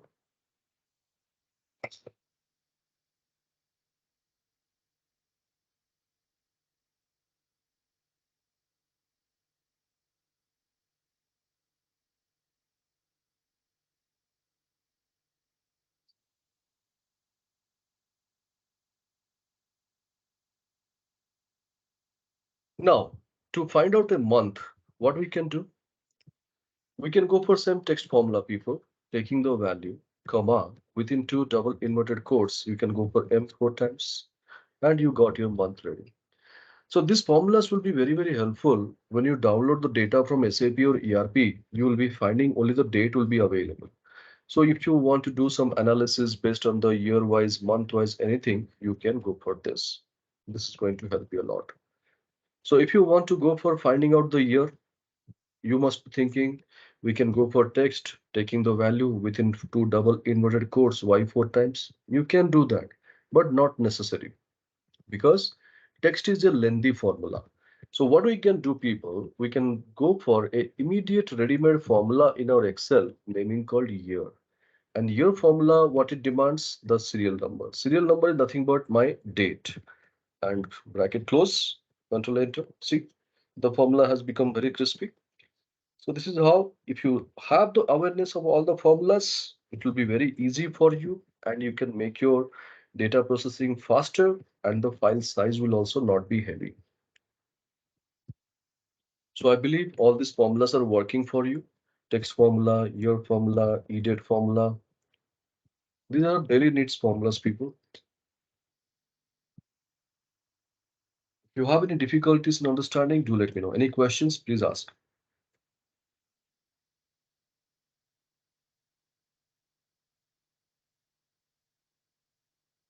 Yeah, actually, I have one question. So, if sometime we open some Excel file, uh, Mhm. the format get auto change like MMTDYYY. So, uh, anything we can do to change it without, uh, apart from formatting? See, if you do not want the format to be changed, convert your date into text mode. Like say, take an example. Ideally, whenever you receive your data in from SAP or ERP, that's the only reason why they keep the date in the text mode, because people never know which spreadsheet application they are going to use the SAP data. That's why the date comes always in text. Like take an example. This is my date. Okay. And here, suppose I'm working with these dates. What you can do, going to the data, text to column, you can go for next, next, and there you have to use the text mode. So when you go and use the text option, this date will be automatically in text mode. Though it is there in data format, but it's in text. Now, any Excel file, I mean, any Excel version you open, any system you open, it will open in this mode only. It will never get changed to MMDDYY format.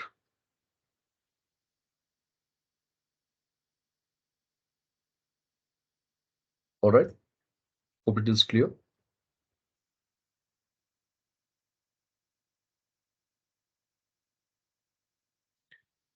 Fine. So I believe now our business maths case studies, whatever the formulas we discussed, everything is clear, people. Okay. So kindly save all your workbooks. Okay. So with this, we'll go for a short break of 15 minutes. In my system, it is of 4-5 p.m. or 4-3-4-5 we consider. Dot 4:20, we'll come back and we'll discuss the rest. So have a brisk, come back, have a cup of tea or coffee, brisk yourself and come back by 4:20 dot. We'll be starting again our session. Okay. So short break we are in right now.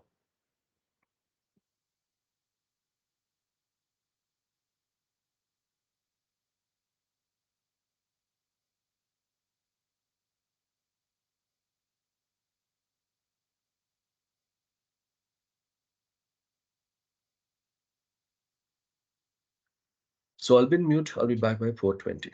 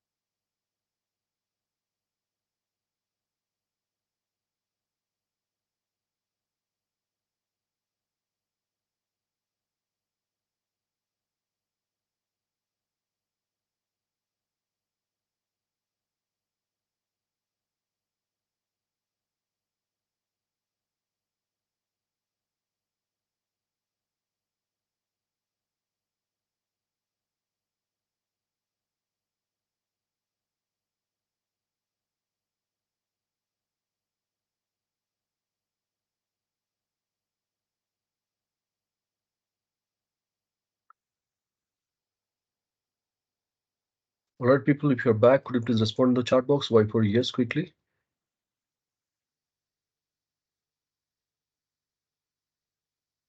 Okay, sorry to okay, Samir. All right. So Munmun Kumarvel.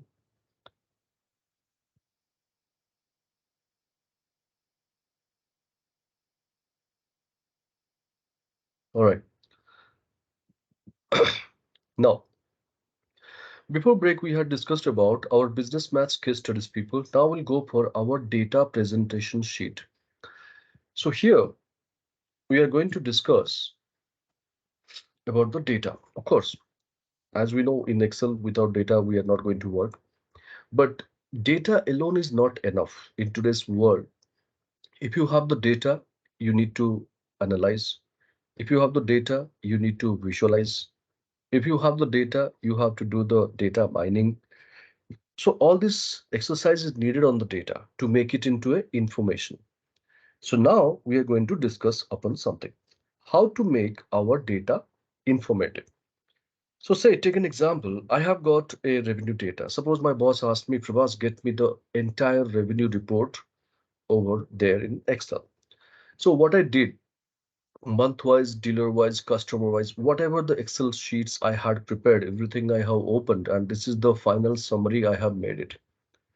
No doubt, whatever the data I have prepared, it is anybody's job, anybody can do that.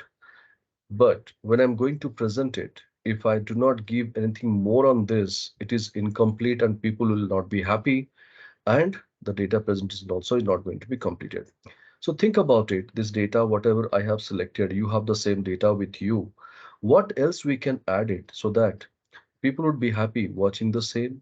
Or what else I can incorporate? And when I'm presenting it, people should clap and say, wow, what a beautiful presentation. Or what else we can give an add-on to make it more informative. Think about it and let me know. We have got 2 minutes. Yes, please.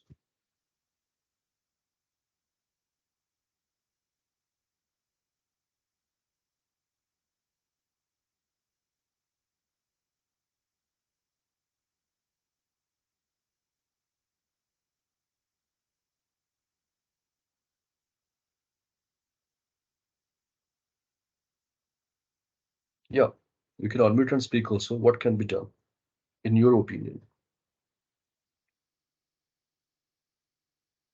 Maybe the regions which are scoring higher on the revenue front can be added.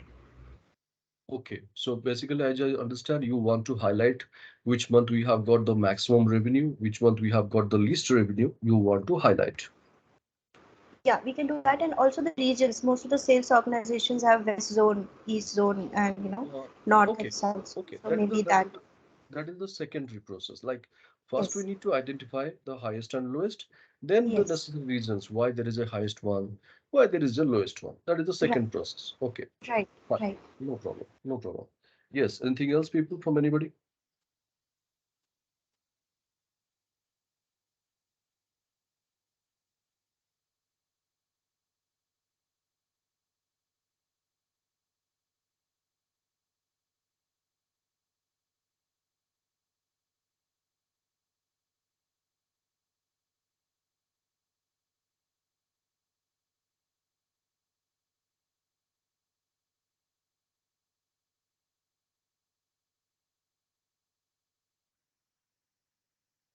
Mukesh is showing growth or degrowth. So as I understand, month and month comparison, you want to make it. Mukesh, am I right? Like Jan to Feb, Feb to March. How is the pattern? Okay, great. Right, trend year on year. Ritu, we are having only 1 year data. If you have historical data, then we could go for that. So we have only 1 year data. We do not have the yesterday's records or past year's records. Average, Munmun is saying, we can compute the average of 12 months and we can showcase it and how it is the pattern from average, whether it is increasing or decreasing, that also we can share. Very good. What else we can do?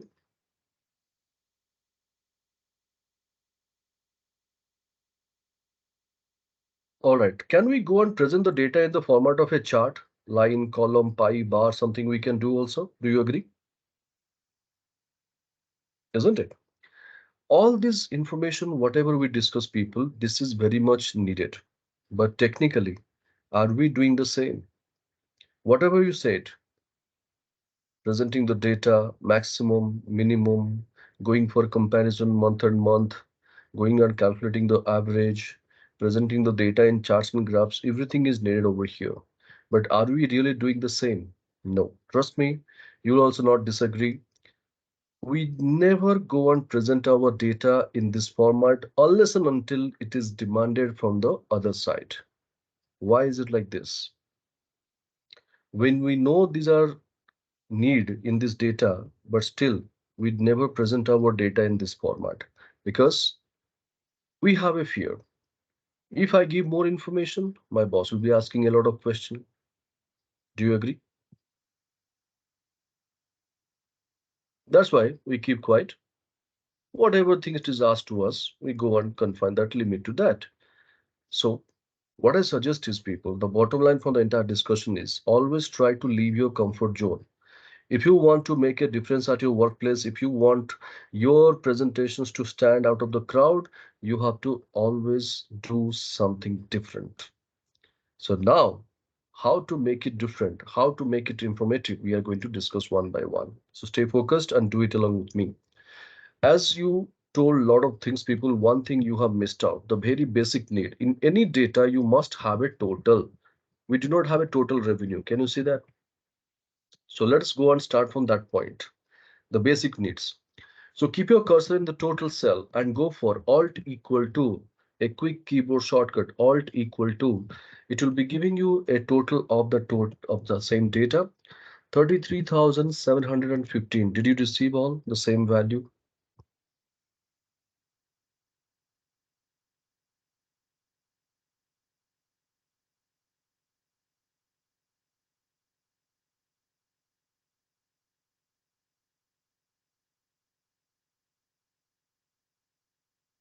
Now, take an example. Revenue data, whatever I have prepared, maybe my immediate boss would be happy in watching the same. But when I'm presenting the same to the management, they are not worried about my billions, millions, lakhs, and crores. They want to see the revenue data, but that should be in terms of percentage. So our next objective is we need to create a revenue data in terms of percentage. Let's go and create a new column, revenue percentage.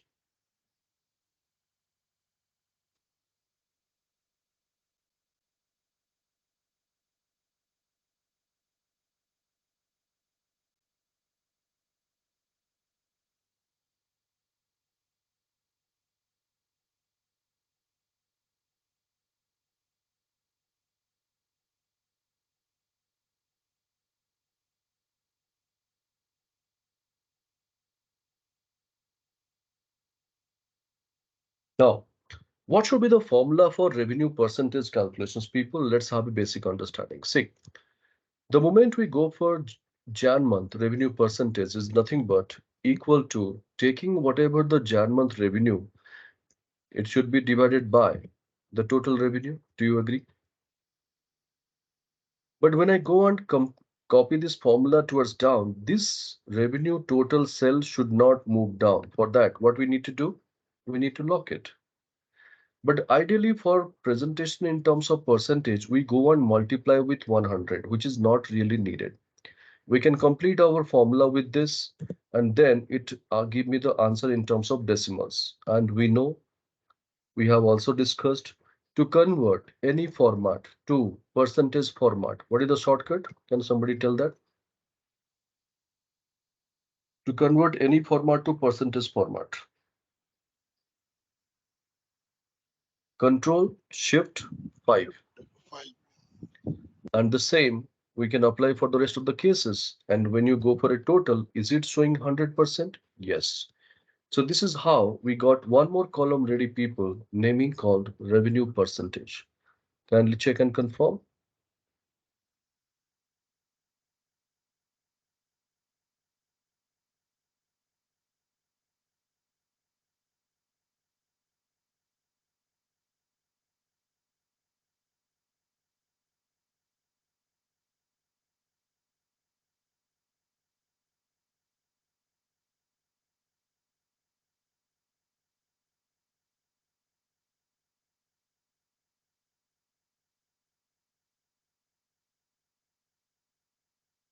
So once your revenue percentage is ready, please confirm in the chat box why for yes so that I can proceed.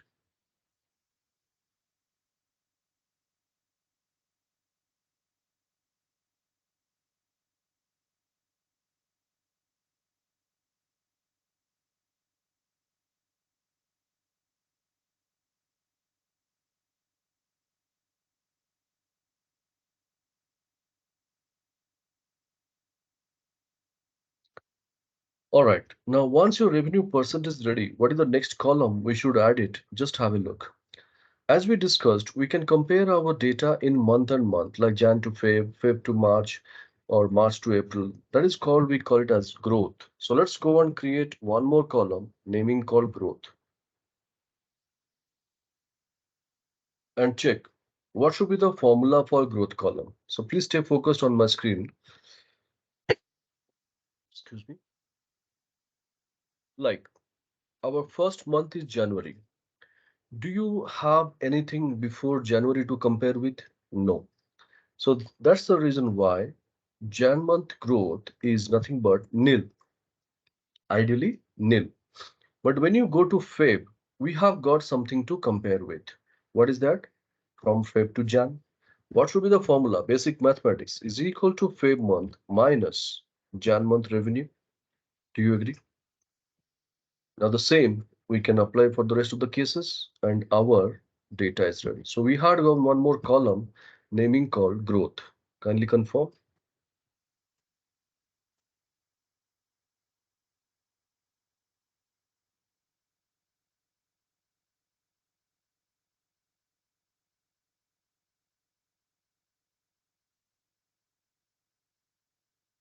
See, we had only two columns, but another two columns having the value additions to the data. So revenue percentage and growth. But growth in terms of value, growth in terms of billions, millions, lakhs, and crores, maybe my immediate boss would be happy watching the same. But when I'm presenting the data to the management, they are expecting the data should be there in growth percentage. So now the objective is how to find out growth percentage column. Watch my screen for a minute. Like growth, we discussed, since Jan is the first month, growth is nil, growth percentage also ideally is nil. Now, when you go to Feb month, what should be the formula? Whatever the growth we have identified in the month of Feb, that should be divided by the base month. So for Feb month growth, which is the base we have treated, the Jan month revenue. So Feb month growth is minus 178 means Feb the value is decreasing, but with compared to the Jan. So Jan month value becomes the base. At the moment you hit enter again, this turns into decimal, and we know how to convert our data from decimals to percentage or any format to percentage, Control Shift and 5. Now the same we can apply for the rest and we got our data ready. So this is how people, we got one more column naming called growth percentage. Check it out and confirm.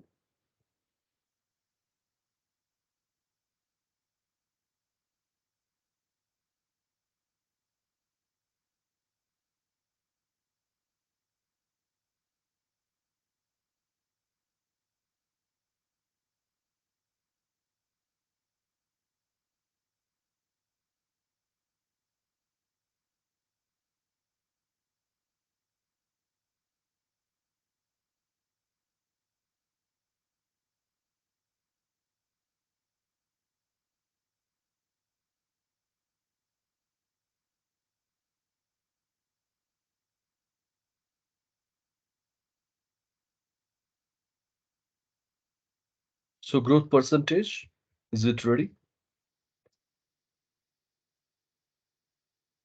Anybody is facing any difficulties?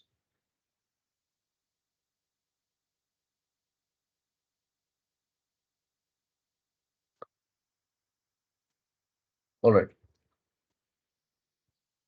So I consider that revenue percentage, growth in terms of value, growth in terms of percentage. Everyone is ready with that?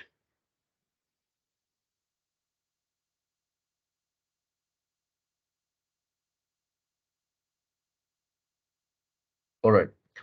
Now, what else we can present? Just have a look. Please stay focused on my screen. See, Suppose say I have completed my Jan month business and somebody asked me, Prabhas, how much revenue you have made? What will be my answer? Whatever the revenue for the month of Jan, 3963 USD. That will be my answer. Now, when I complete my business for the month of Feb, if the same question I need to answer, what will be my answer? Whatever my Jan month revenue plus Feb month revenue, I will make a total and I will go for an answer of the same. So similarly, when I go to March, what will be my answer? Jan plus Feb plus March. What do you call all this?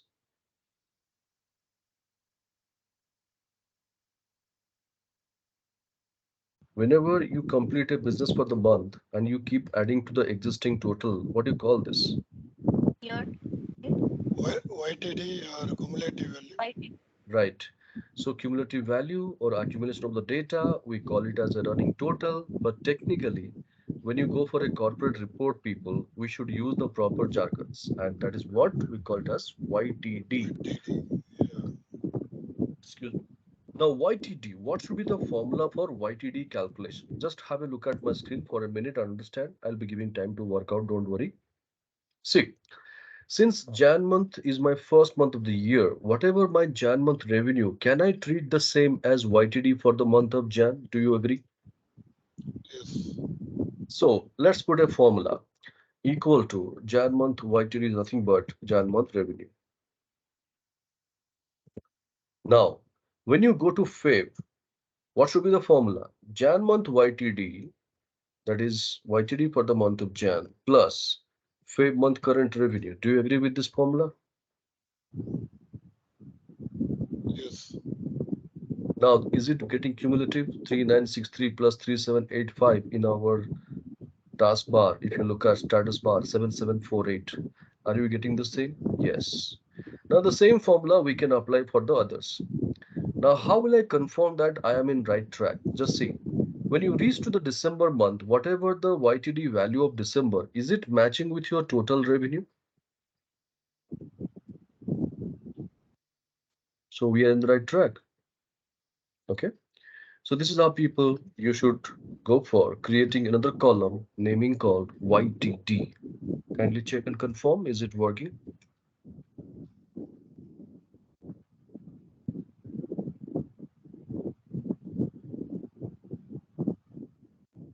Yes, sir, can you please repeat? Yes. The first thing, Jan month, whatever the revenue, can you consider the same as YTD for the month of Jan? Do you agree? Yes, yes. So we put a formula equal to Jan month revenue, same value. When you go to Feb, equal to Jan month YTD, the previous cell, plus the current month, that is Feb month revenue. Can we take this formula? Do you agree? Yes, yes. Now the same formula we need to apply for rest from the Feb onwards. And when you reach to December, the December month revenue YTD, whether it is matching with your revenue column total. Okay.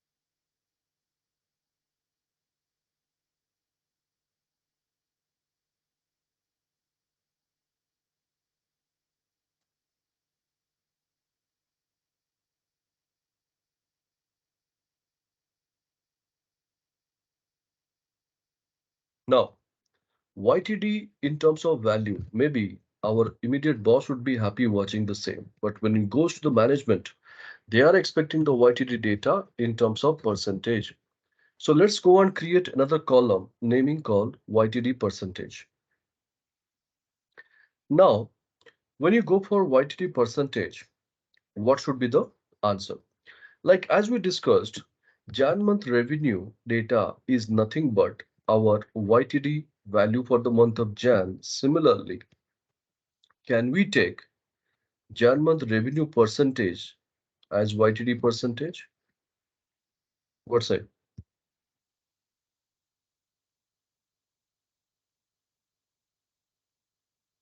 So let's take that equal to YTD percentage equal to revenue percentage of Jan.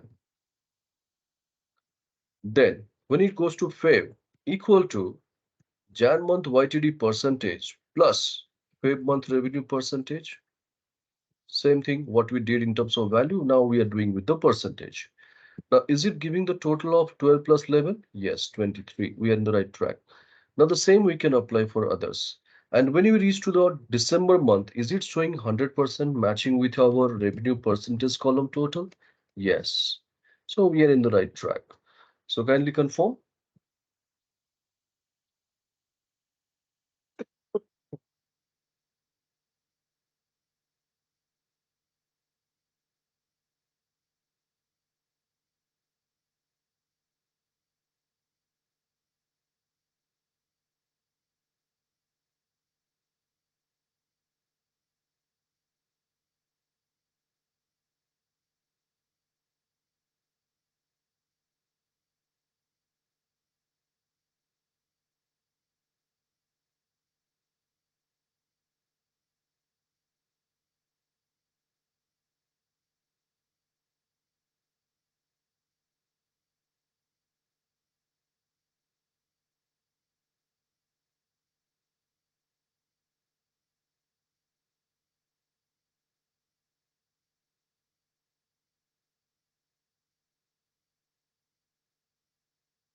Sir, can you just repeat again? Sorry, there was a network issue.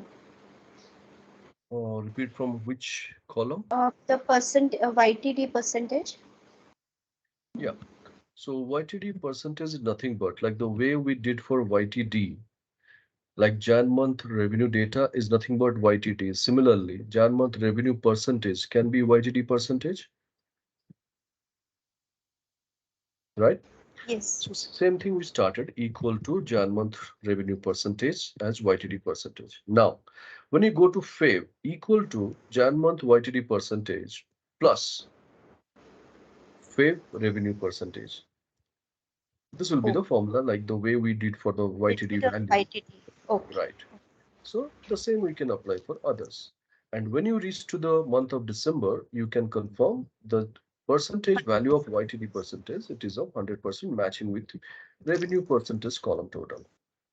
Okay. Okay. Thank you.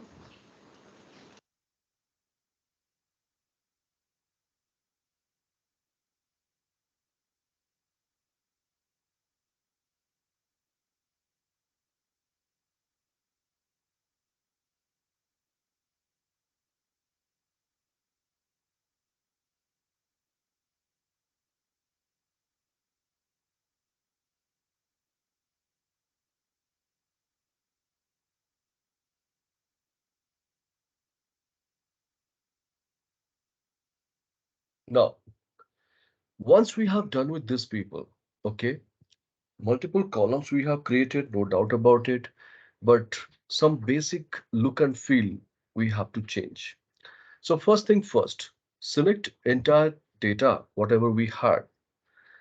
Always ensure that you are giving a feel of a table by applying the borders. And to how to apply the borders, go for simple, the keyboard shortcut, Alt, H for home, B for border, A for all border.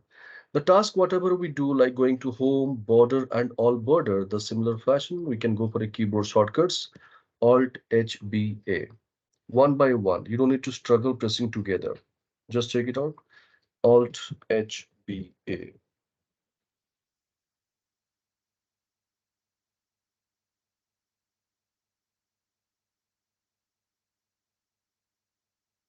So this is the first thing we should do.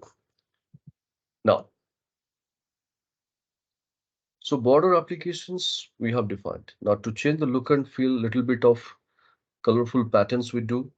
So ideally we prefer to go for the colors of either fill color or font color. And this is what maximum we do. But trust me, the world is beyond that also there. So we need to explore it. to give a proper feel. Why I'm going for this is because I have to go for always two different combinations over here and we have to spend time. So now you can do one thing, select your month column and just see the beauty. If I go to Home tab, there is an option called Cell Styles and there is an option called Themed Cell Styles. So high definition colors with high contrast of background to colors, the font color you will be finding with this. So I can take this over here, one color out of this, accent one, two, three, anything you can take this out of this. And then the first column I have changed. Now the first row, I will select Home, Cell Styles. I will take one more option over here. So not making overloaded, not making it too loud, but yes, giving a little bit of colorful feeling and making our data more expressive. Check it out. Is it done?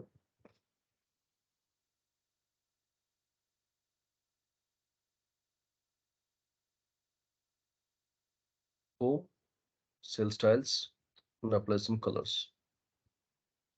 That's it.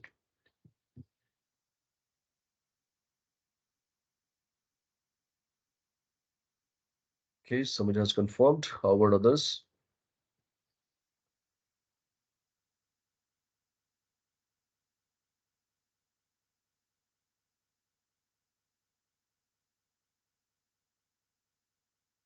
Now, once we have done with these people, the latest style of data presentation, it says that if you have multiple columns, the first column always has to be aligned to the left. Yeah, the first column has to be always aligned to the left.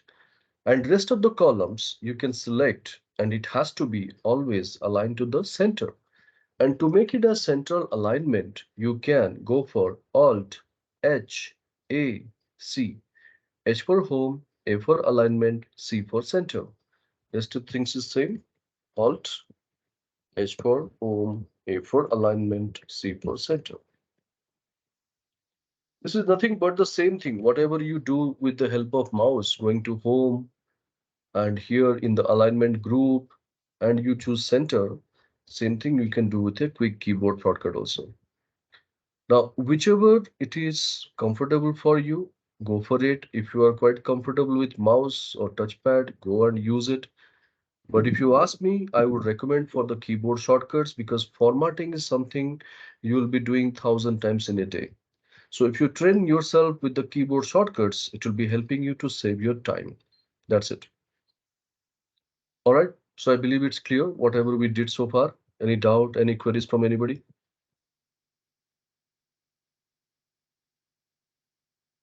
And what's the point of beautifying the data in Excel? Ideally, people have the mindset all these things are necessary when you go and present your data in PowerPoint.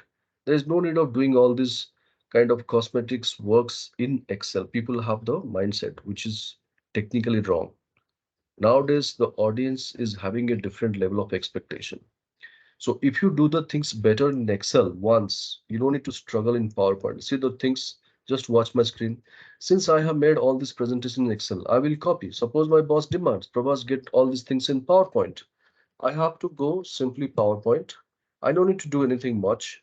I can simply just go for right click, paste as an image. And when I would like to go and present it over here, suppose I want to present it something with a different format, I can go for it and see the neat and clean, beautiful presentations. I don't need to struggle and do anything much in the PowerPoint. So that's the reason why try to give your best in the Excel itself. If necessary, at any point of time, you can bring it to PowerPoint.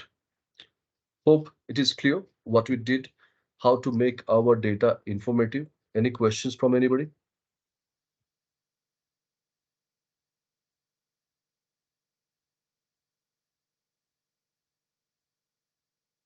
All right. So consider that everybody is clear with our first half, how to make our data informative. Now go below. There is a next half we have called how to make our data presentable.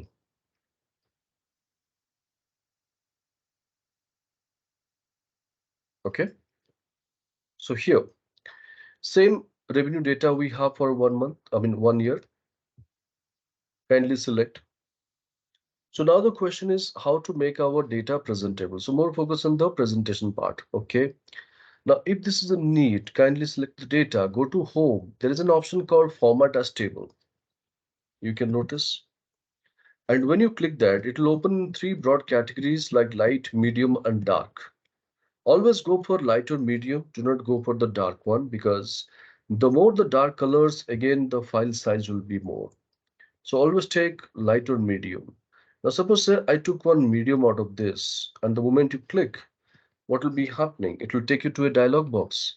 And in this dialog box, click OK, and you can see a beautiful transformation of your data. Alternate rows are highlighted.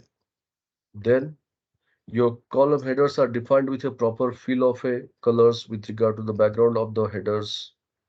And filter buttons are embedded in the headers. And the top row and bottom row thick borders are also applied. So all these things, whatever we discuss is happening at once. So hope you have got the same on flavor on the screen.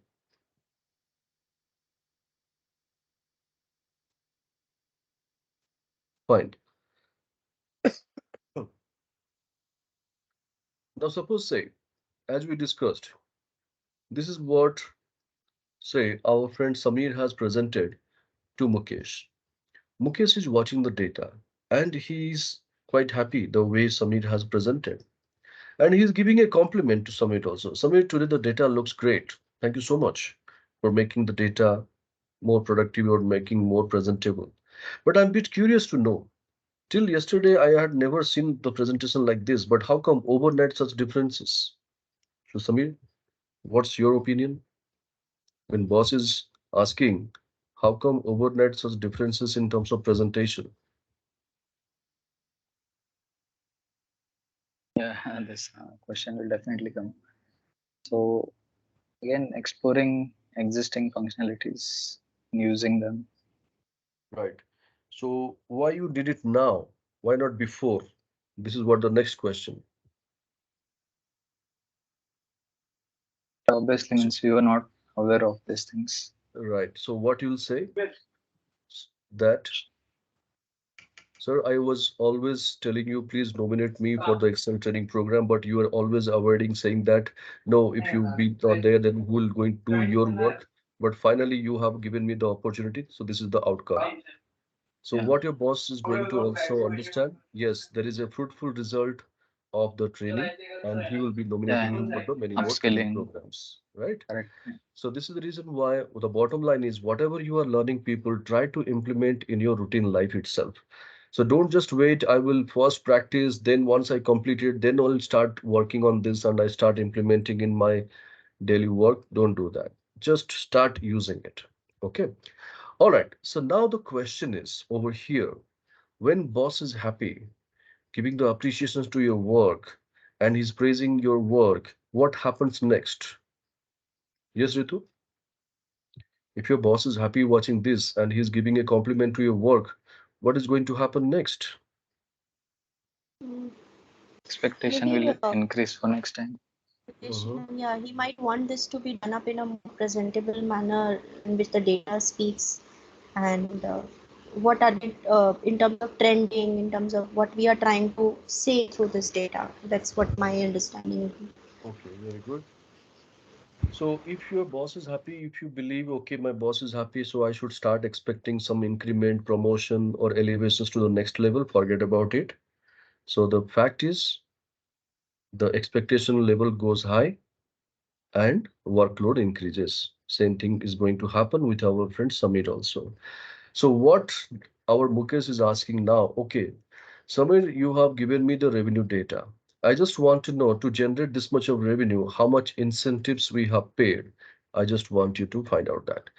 So ideally, to create a new column, we should go for creating a new column. Do it along with me. Go to incentive and see the beauty. The moment you hit enter, what happens? Can you feel that? The same formatting is being carried forward with no time. Have you ever seen while creating the table, your format goes along with the table?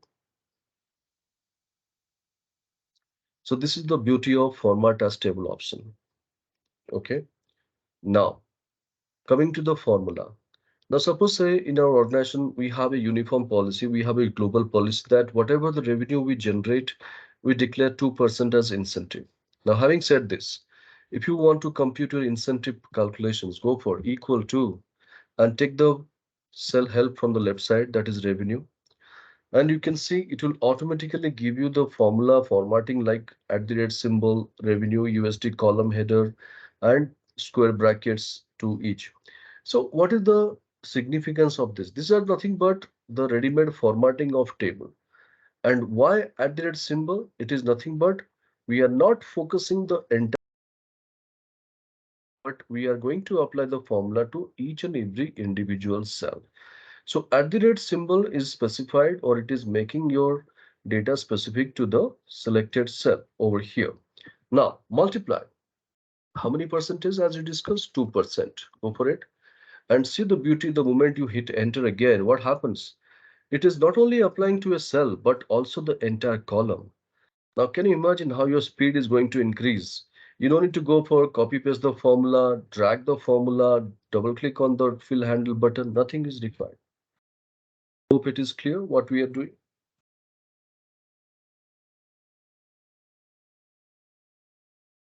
That formula is not coming directly here. Um, when you put a equal to sign, do we need to type the entire formula? It should No, auto prompt, no. right? You should auto prompt when you select the cell from the left. Equal to, you have to type, you have to take the reference from the left. Just use Got the it. cell from the left and then multiply by 2%. Got it. Got it. Right. So revenue and incentive, we got it. Now let's go to the next column and type another column name is called net revenue and hit enter. Again, the formatting applies. So Excel is doing its job regarding the formatting applications. Only thing is we need to focus with our data entry operation. Now coming to the formula. What should be the formula? Basic mathematics, anybody?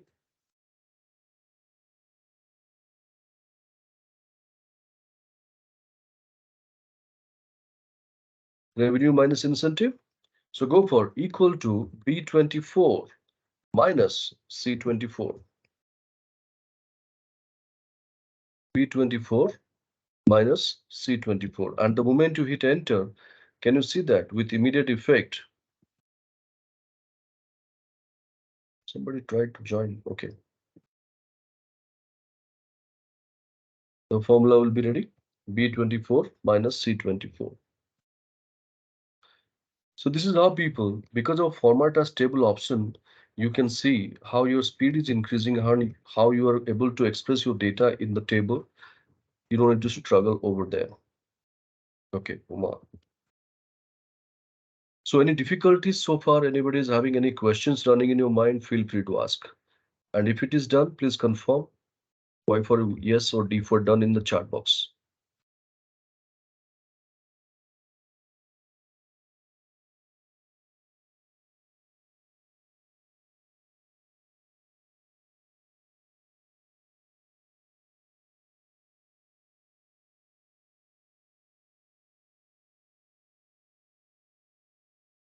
Now, considering that everyone has completed the task of net revenue over here, just watch my screen.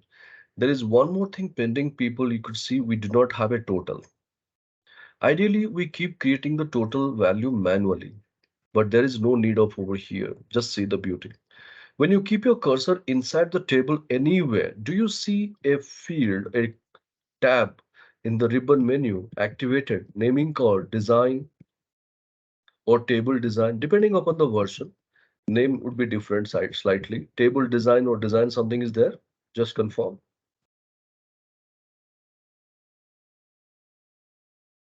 And in this design or table design, if you look at, there is an option over here called total row.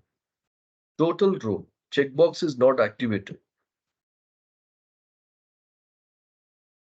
Total row checkbox is not activated. Please activate the same. And with immediate effect, you'll be finding a total row will be added in the bottom phase of your table data. And the total is appearing only with the net revenue column. Now, what if I want a total in my revenue column? When I keep my cursor, can you see a drop down option is turning up? Now, if I click there to make a total, which formula will be the ideal one? We go for sum and I can select it. So see the beauty. Everything is there. Only thing is we need to customize according to the needs. So that's what the beauty of your format as table. This is just the beginning. There are a lot of advantages of format as table people. You are going to learn. And when you upgrade yourself, when you upskill yourself for the next level, when you want to learn like Power BI on over there for the data analytics and all, each and every data, whatever you are loading, if it is a spreadsheet, you must convert into a table format. Then only Power BI will respond to the data. So this is how whatever you are learning, this will be a prerequisite for your Power BI as well. Okay. So kindly confirm you all are clear whatever we did. Any doubt, any queries, people? All of you getting the total also confirmed?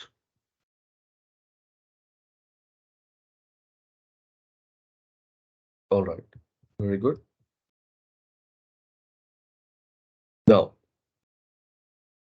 once we have done with this, okay, keep your cursor in the column header, one of the column header, and go for Control A. If you remember, just 5 minutes back we discussed, whenever you have multiple columns, give a feel of a table by applying the borders. And to apply the borders, what was the keyboard shortcut? Anybody, quickly?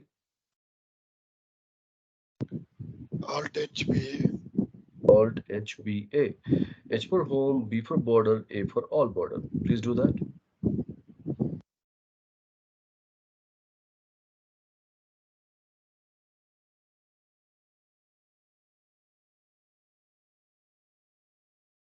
Now, step 2. As I told you, when you have multiple columns, the first column alone to be aligned left and rest of the columns to be center. So select all the other columns except the first one, and to make it center alignment, Alt H A C.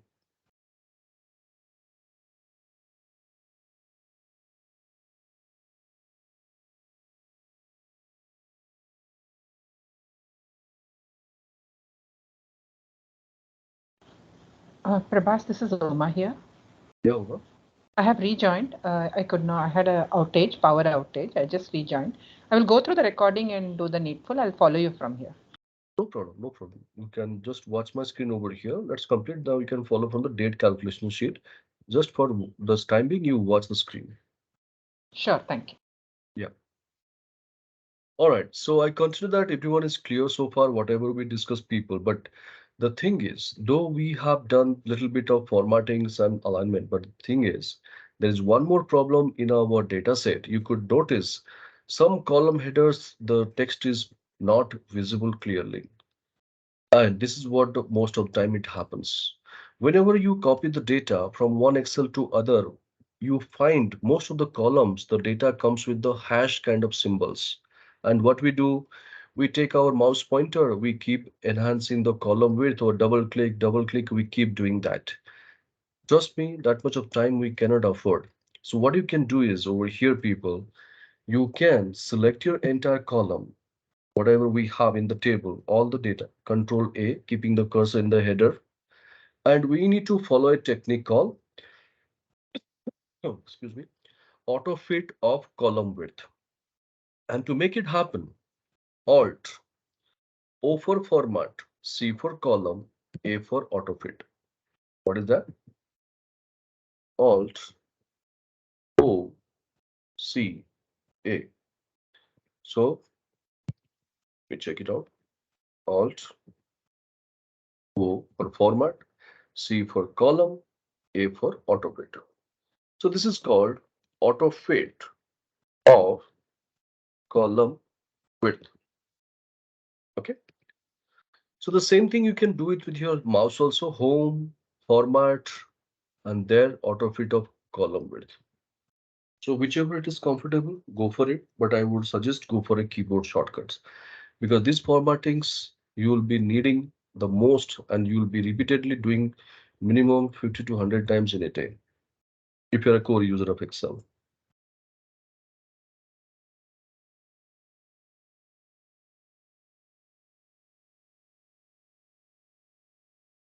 All right. So data becomes now presentable. You can also see. So are you happy? What's the summit? Okay, somebody is saying yes. Mukesh, what's your opinion?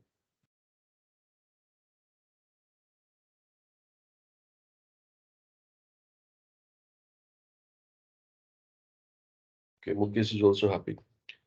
Now, Kumar Velu, you are in the audience seat. What's your opinion looking at the data?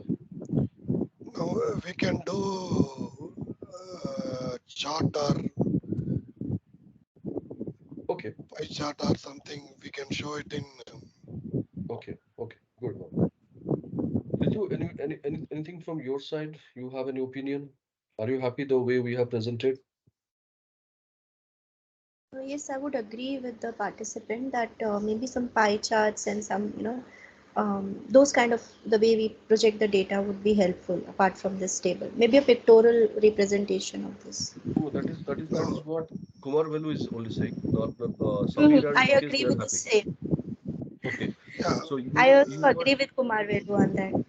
okay, great. Geeta, you are in the you have joined later, but you just treat yourself. You are in the audience seat. You are watching this table. This table. What I'm talking about. This table.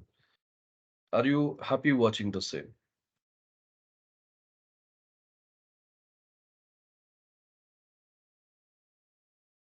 Okay, let me see. Geeta is there or not?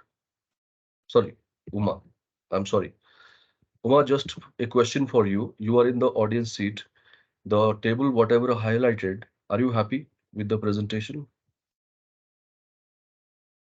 Uh, if you're looking at just the presentation as it is, it does Mhm. seem um, some values are double digit, some are single digit, and it doesn't seem uniform.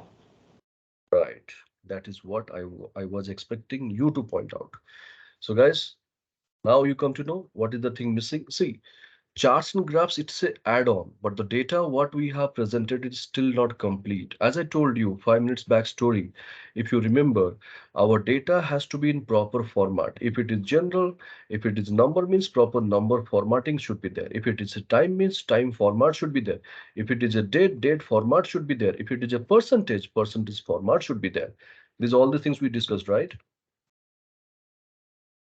Yes or no? yes, So this is what always try to focus.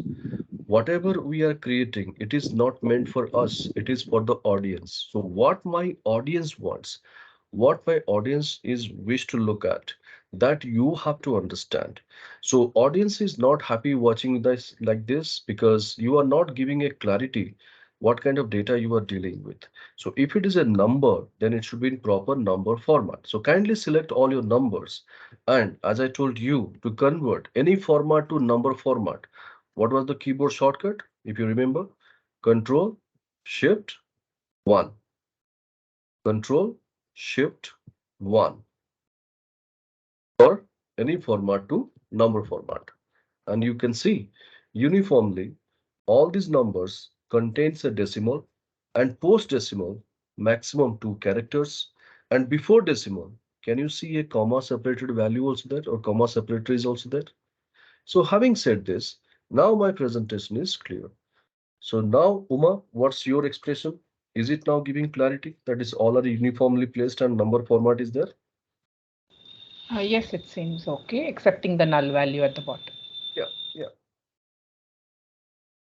We May I can. have a request? You showed us about that Alt OCA, right? Can you just Right. re-show us again, please? Yeah. So this is what selecting your data, then going for Alt. Okay. This kind of keys will be activated in the ribbon you see. Then you have to remove the finger, go for O. You will be getting Office Access key, Alt O like this. You can see it is expressed over here. Then you have to adjust what we need to adjust column for that C.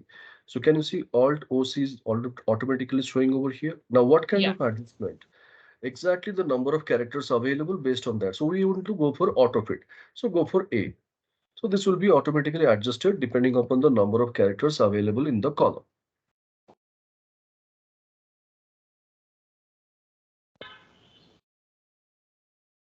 All right. So I believe this worksheet, data presentation, whatever we did, how to make our data informative, how to make our data presentable is clear. Any doubt? Any questions?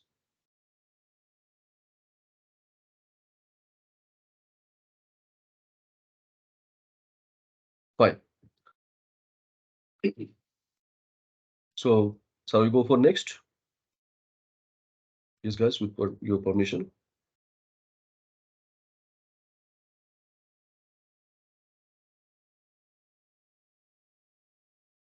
Okay, great. Thank you so much for your response. Let's go for the next.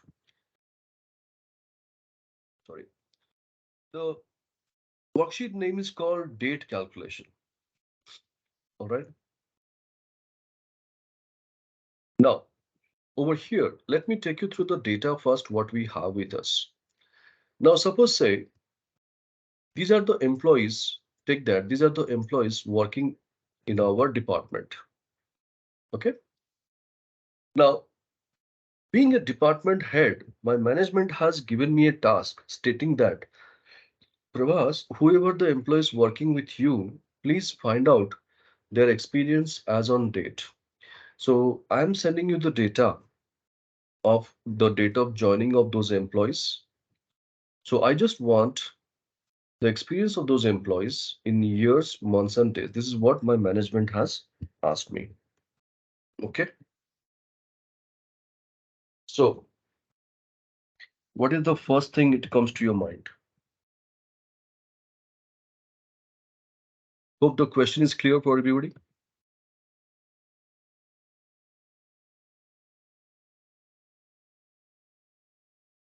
You want to extract the year, month, and day separately. No, not see, ideally, how do you express your experience? Like five From the years, date of join to the current. simple. 5 years, 6 months, 7 days. Like this. So this is my years, this is my months, and this is my days. So when I combine all these things, this is my total experience. So this is what same thing we want to present it. Okay. Yes. So what is the first thing it comes to your mind, people? Anybody? Maybe we No. can combine year formula and today formula and something Your like formula, that. today formula. Okay. So current date, that is as of today, we would want. So current date minus his date of join. Mhm. Current date minus date of joining. Okay. So what you're going to get if you go for current date minus date of joining, the total number of days, correct? Yeah. Then again, you have to divide with 365 to get the years. Now, whatever the balance left out, again, you need to divide with 30 to get the months. Now, the balance, whatever you have, again, you may not be getting the whole numbers. You have to do the decimals treatment and you have to go somewhere the other rounding of the data. But when we are discussing about the date related calculations, we have to be pinpoint accurate even for a decimals case also. So that kind of logical calculation is not going to work. Okay, no problem. That's your thought process.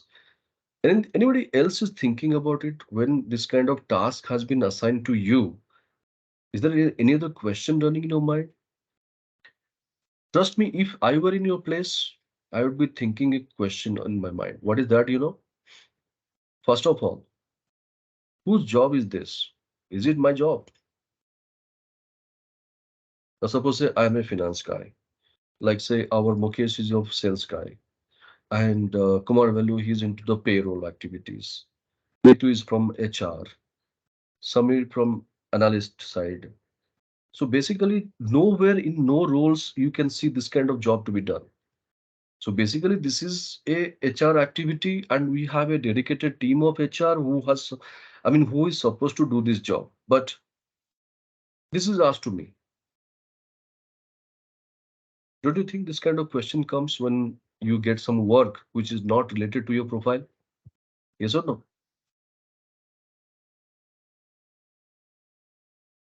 You can't say no. Definitely it will come to your mind. Now you're not able to express. But trust me, this is the first thing comes to our mind. But when management is asking, we have no other questions over here asked, we have to do the job. But why management is asking to do this job? It is just to do a reconciliation. Like whatever my HR people they have done, and department wise management is trying to collect the reports, and finally they will consolidate, and the same consolidated report will be compared with the HR report. If anything has gone wrong, or data is not captured properly, or if something in between the old system has been migrated to SAP data, something some or the other, if something is not matching, they go for this kind of process. All right, but how to do this? Fine. So in this case, people have got many more options they will suggest you. But trust me, when you ask them, are you confident whatever you are suggesting? They will surrender. They will say, you check randomly taking one or two cases. I can't give you that confidence. So what is the point then?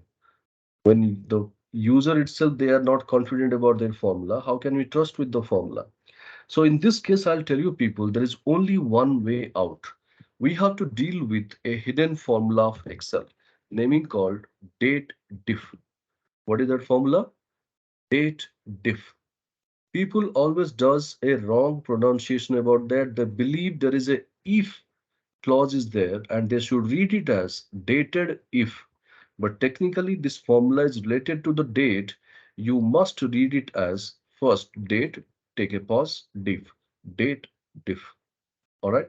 Now this is a hidden formula. Yes. Why in Excel some formulas hidden? Is there any other formula? No, only this formula. Because this formula is comes as a add-in. It was not developed initially by Microsoft.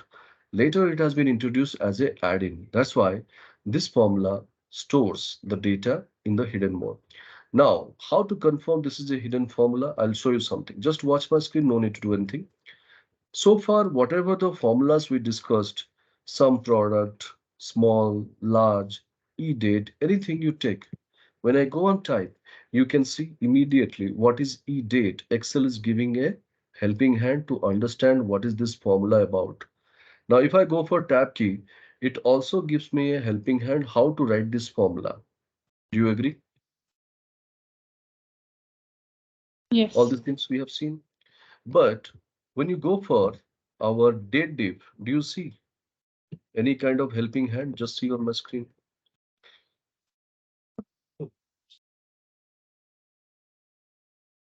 Because this is a hidden formula. So trust me, there is a formula called date div. And since it is a hidden formula, instructions are not visible. We have to work together. So start working with me. Go to our year column, the first yellow colored cells. Type a formula equal to date diff bracket open. Now, how to start this date diff formula? Any date formula, people, remember one thing, it always start with a start date. So in our case, our start date is nothing but date of joining, which is there in the left. Define that, please.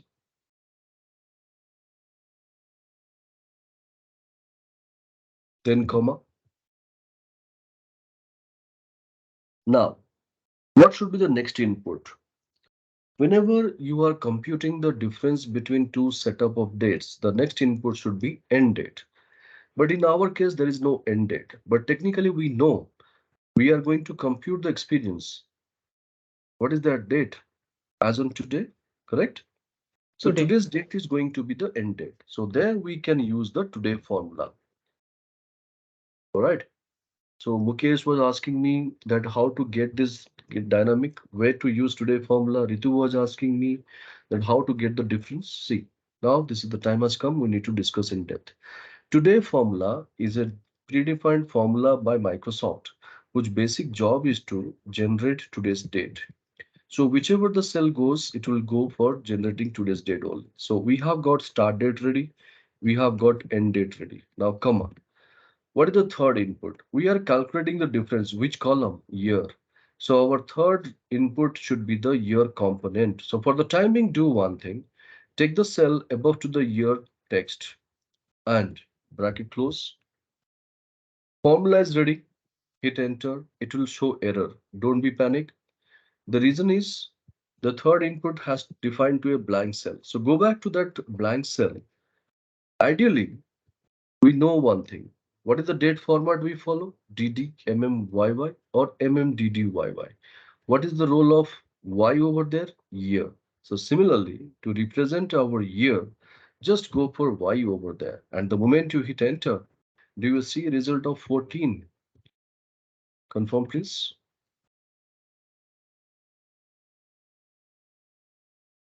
So though date diff is a hidden formula, how to write, we have understood.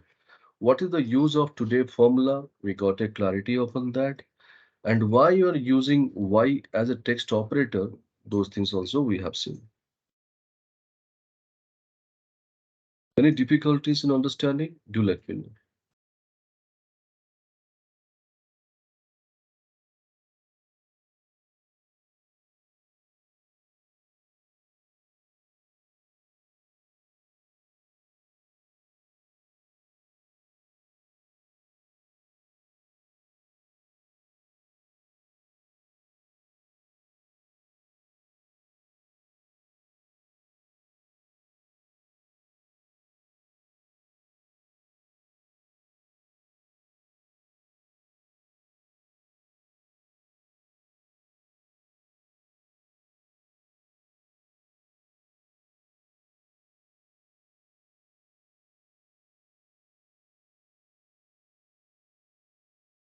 So whether did diff is working for everyone? All the inputs are clear? Yes. Great. Now let's do When a I try hands-on to practice. drag, when I try to drag this, it is not okay. Don't do that. We have not reached to that level. See, I am very Okay. slow. I am not fast like you. I am very slow. Please help me. So let us go for practicing the same formula for month and day calculations as well. For month, let's go for M. For day, let's go for D. This is again already predefined. Y stands for year, M stands for month, D stands for day. We have already discussed. Let's go for finding out the result. Don't drag the formula. Don't copy paste the formula. Do it again from the beginning. Equal to date diff, bracket open, date of joining as a start date, comma, today formula as a end date, comma, over here. Then go for our Excel operator. You will be getting the result. Similarly, go for day category is equal to date div, bracket open, take the date of joining, comma, today formula over here, comma, go for Excel operator, and you get the result. Check it out. Did you see the same? Formula is there.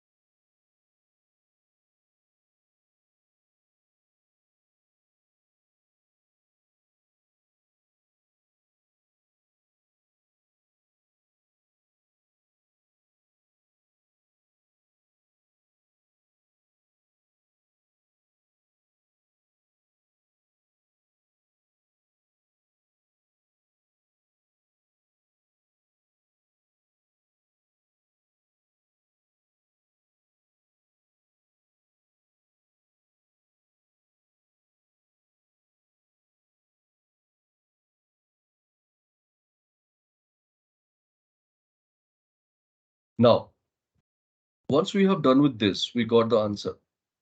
All of you got the same? Can you express our employees' experience in this format, people?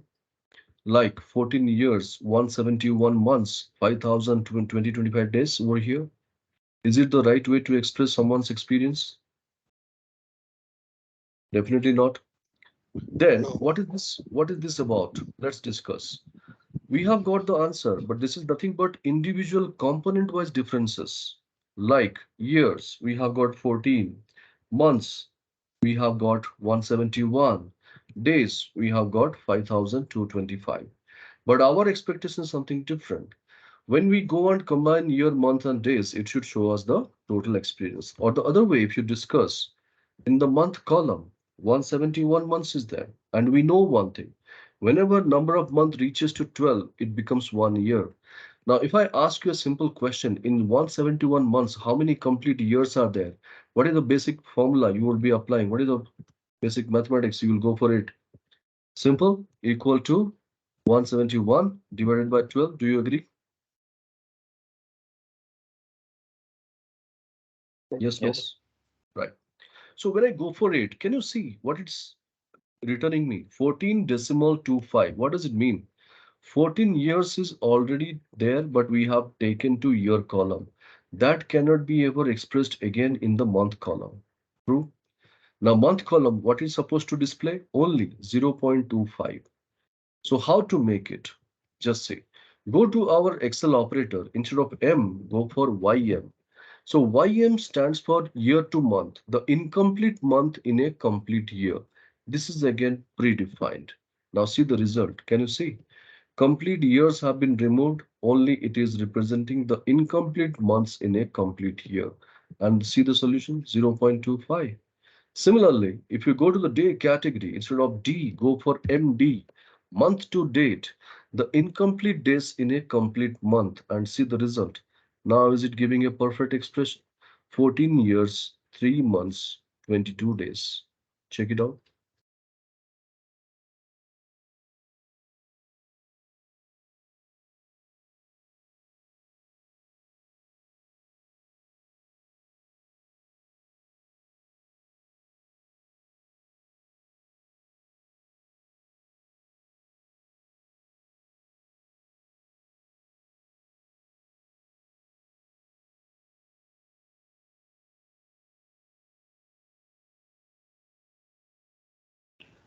Uh, we can't provide this as a part of the report, right?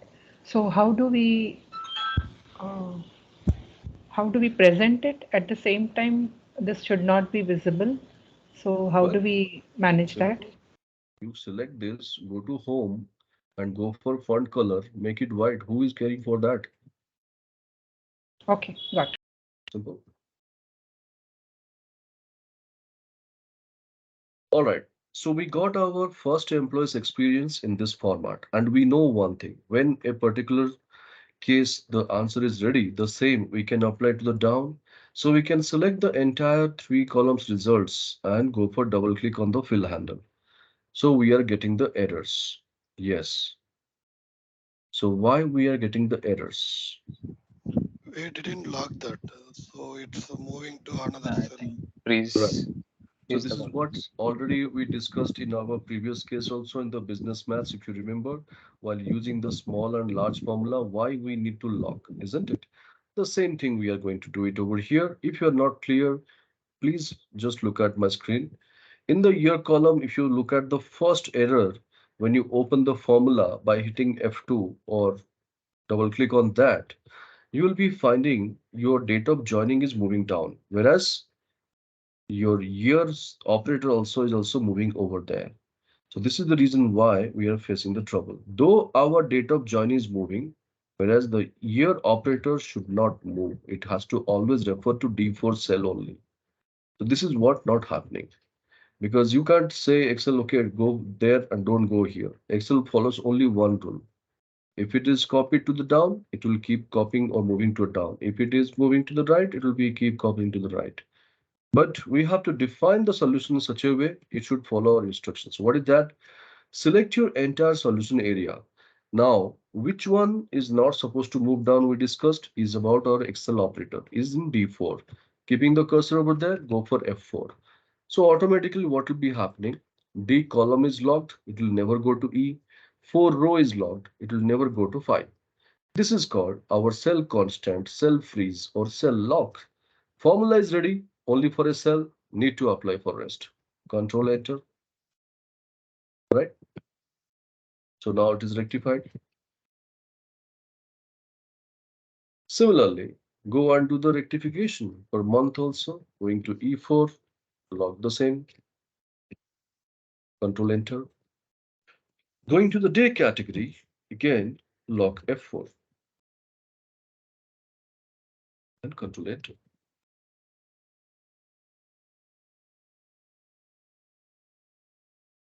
If anything is not clear, do let me know.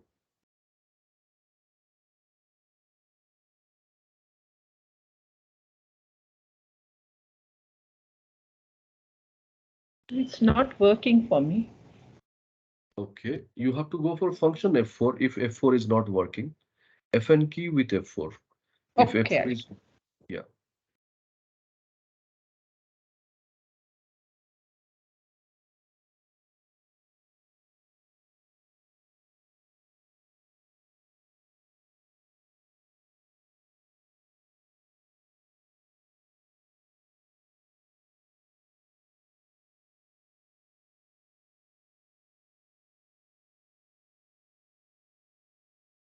May I share my screen? Yeah, sure.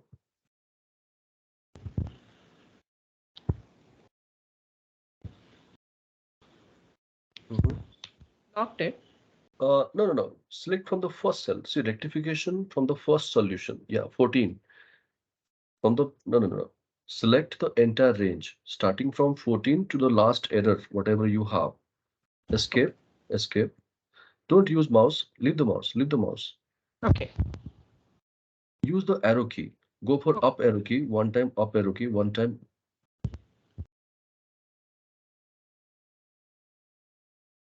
Something is not working for me. 1 second. No, no. Arrow key will work. See, what I'm saying is make a practice of using the arrow keys to move around. Use the up arrow key. Up, down, left, right. We have got 4 directional arrow keys in the keyboard. Yeah. Use the up arrow key. Your current cell is D7, whereas you are supposed to move to D6. Okay. Don't click. Don't click there. Don't click there. That is what I'm saying. Forget about mouse or touchpad. Use the arrow key. Use the arrow key. For some reason, it is not moving there. That's why I have to move the mouse. It's never supposed to happen. Okay, fine. Okay. So you're using Mac or Windows-based laptop? Windows only. Okay, fine then. Just select that cell. Select that cell. Okay. D D6 D6. You select D6. Uh, 1 second.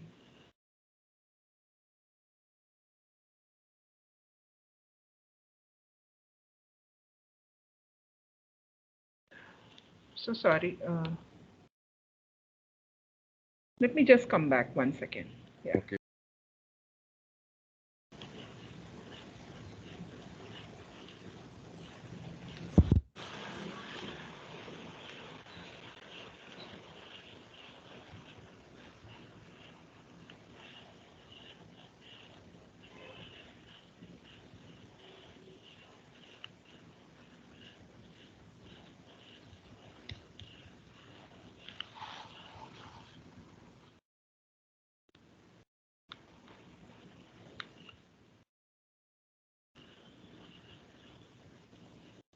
So please go ahead. There seems to be some issue. I'll reopen it. Okay. Fine then, people. So you're able to see my screen, I believe. Yes. Right. Now, this is how we have understood. We have got the solution for this particular Excel worksheet, whatever we had. As I told you earlier, are you happy with the solution? Now we want all the three things in single line. 14 year, 3 month, 22 days in Well, single that, column. okay. If you want single column, then we have to combine the data. There is no other options like going to 14 over here, then ampersand. We have to type years over there. Okay, so this is how we have to do. There is no other options for this. So that's not a big deal. We can do that. Okay, we're going to over here, 3, then again ampersand. We have to type once, again ampersand, going to day, and again ampersand within two double inverted quotes. We have to type days. That will be giving the result, not a problem. So my question is over here, using date formula over here in this format, are you happy? What or if it is not clear, I'm making it more precise. Going to each and every column, editing the formula, and locking it for three different times in three different columns. Are you happy doing the same? Or are you comfortable? It may be simple because we are using multiple formula. Okay. So basically, I can understand that this is not giving a comfort zone to work with, and we are not comfortable. We are spending a lot of time for doing the same. So this is what Excel also not recommend to do the job. Our experts, they will suggest you to do this job like this, but Excel never recommends. So when Excel doesn't recommend, let's do one thing. Select our entire solution area and delete it. So when Excel doesn't recommend, how can you take that? Yes? So you must be thinking, Prabhas, what kind of trainer you are. First, you are telling the things we are giving our 100% efforts and focus. Later, you are telling this is not recommended. See, friends, sometimes we need to learn from your own mistakes. So what we are not supposed to do, we got the understanding. How to make an improvement, we are going to discuss now. Are you ready?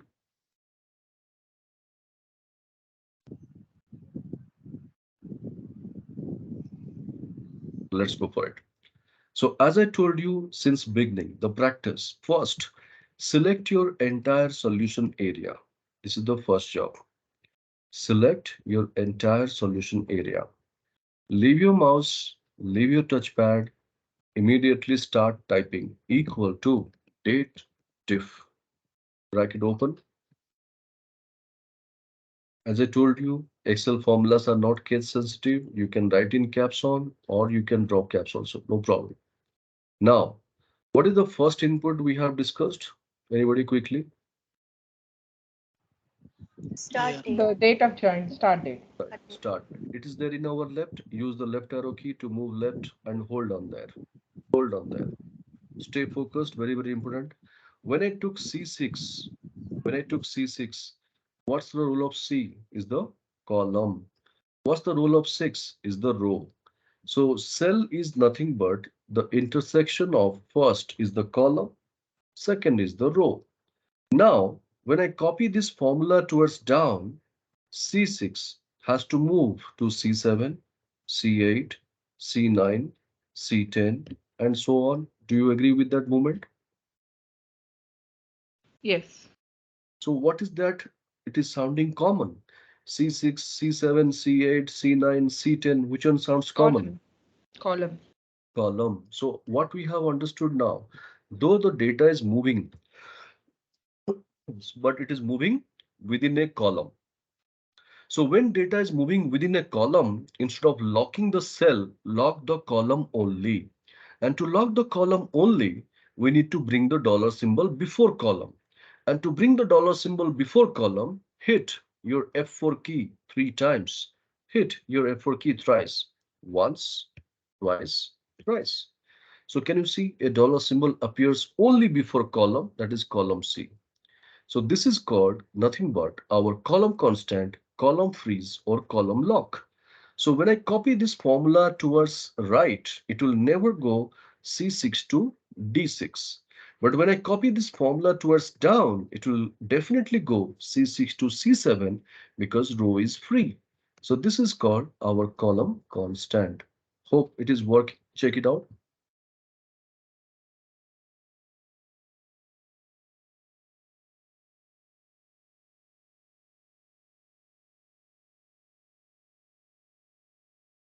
F4 3 times, F4 thrice. If it is not a delete key, go with function with F4 key. Now, come on. What's the next input? As we discussed today, formula. So this doesn't need any kind of locking because the default nature of today formula is to generate today's date.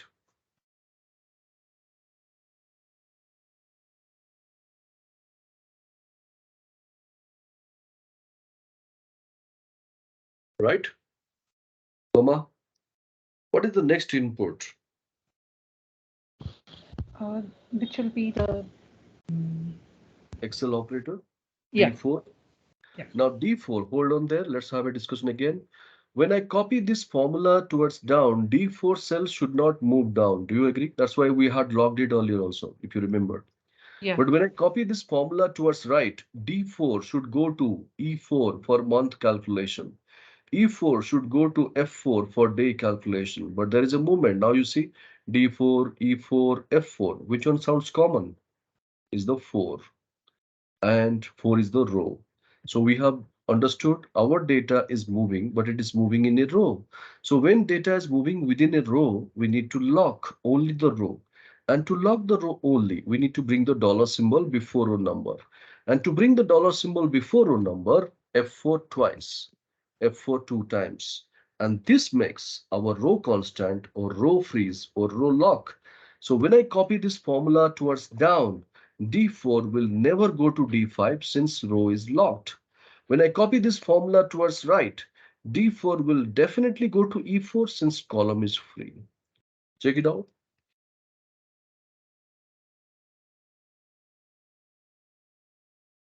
So this setup it was missing. We have given, but we have created or designed the formula only with one cell. But we need to apply for the entire range, whatever we have selected. As we discussed, what is the keyboard shortcut? Anybody? Control enter. Go for it. And you see, with one shot, entire thing is ready. So this is how people you are supposed to write the formula in a table. So hope this is working. Check it out, people. Any doubt, any queries, you let me Can you know. come back on the row, please? You have to do Which, F4 twice, right? yeah, F4 twice, Okay. $3.4. Okay.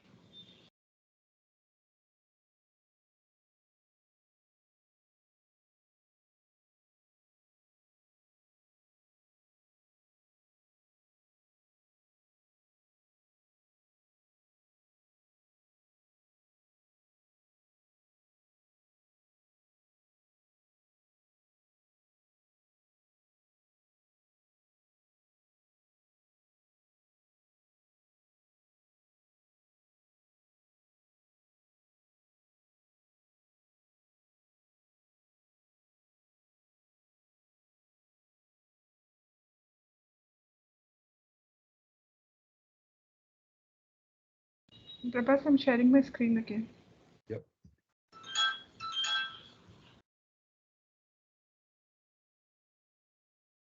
So this is what I tried, Mhm. and I did a No, dollar. no, don't go for that. See, whenever you want to rectify, first select the area completely where you are looking for the solution. Okay. So what do I do? Yeah, select the yellow colored area completely. Okay. Yes, now go for formula bar. Look at the formula bar. You have got column lock. Today formula is there. $15. That's perfectly fine. Now control enter. Okay.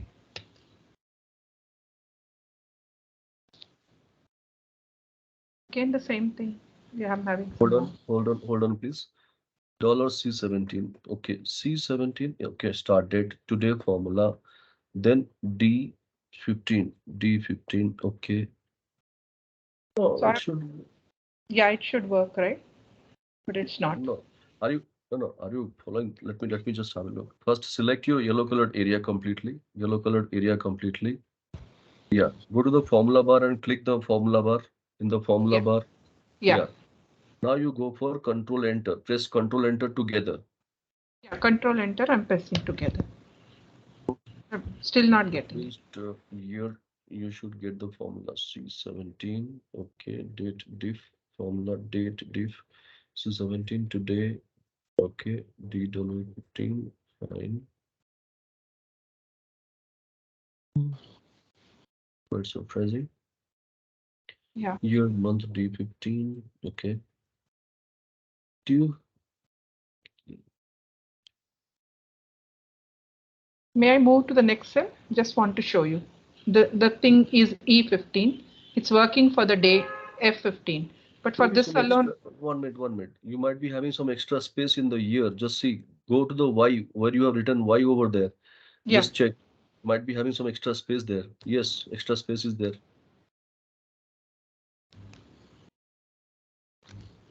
No, delete that cell completely. Delete, just Okay. delete. Just delete. Now just type Y. Only Y. Okay, it is taking here. Yeah, You yeah. are Now it's working. there was extra space. Okay. Thank you so much. Yeah, welcome, no problem. All right, friends. So I Sir, believe, yeah, yes, sir, Mukesh. can you just explain the differences? For example, when the dollar sign comes before the cell, it is locking the column. Three times when we are pressing, like it is coming before and after the cell. So again, we are locking the entire row. And when it is coming between the cell number and the cell alphabet, what is the difference? Like when we are pressing three times and two times? See, depending upon when you go for three times, it is locking a column because the Okay, dollar symbol appears before column. okay. And why you need to make a column lock? If your data is moving within a column, then you That I should lock. understood, sir. Huh, Then when we are pressing it two times, huh. it is The coming in dollar, between the alphabet and the number. that is what I would like to give a small correction on that. Don't remember between or beginning or end. Just remember before column or before row or both. Okay, If it is before column, column lock. If it is before row number, row lock. If it is coming before both, before column and before row as well, it is a cell lock. okay, This is how very simple manner you can remember. okay. Okay, so Samir has done some screenshot. Okay. Yeah, that's fine, Samir. That's a good one. You have combined all these things and you have presented it. So, friends, I believe all of you are clear with our daily formula, the concept of our dollar symbol applications with F4 key, and what is the role of today formula, how it is making our job dynamic. Everything we are clear with that. All right. Yes. Right. So, Ritu, you had a question. Hope you got a clarity. Yes, sir. Yes, definitely. Okay. Mukesh, uses of today formula to make it dynamic. You got the understanding now? Okay, great. Now let us go for our next sheet, people, naming called goal seek.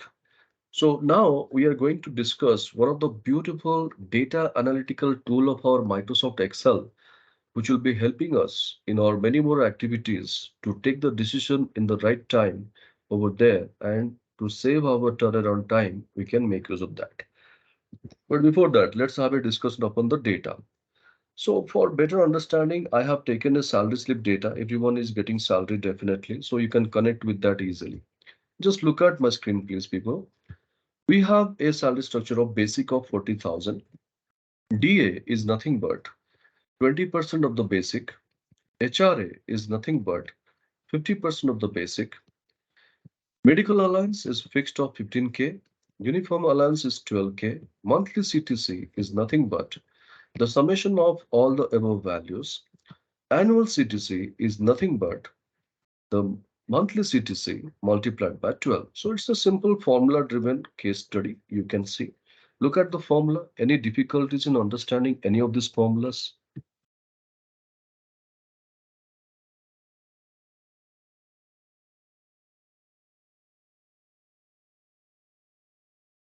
How to check like this? What is the formula behind the cell? Yeah. So how to display that? You are asking me? Yeah, yeah, display. Right. So any point of time to display all the formulas at once, go for control with this tilde key, control with infinitive. This is a toggle key. Again, to bring your formula hidden over there and see the values, control and tilde key. It's a toggle key. Yeah, it's working. Right. So is it clear? Can I take that, people? Everybody is clear with our salary slip structure?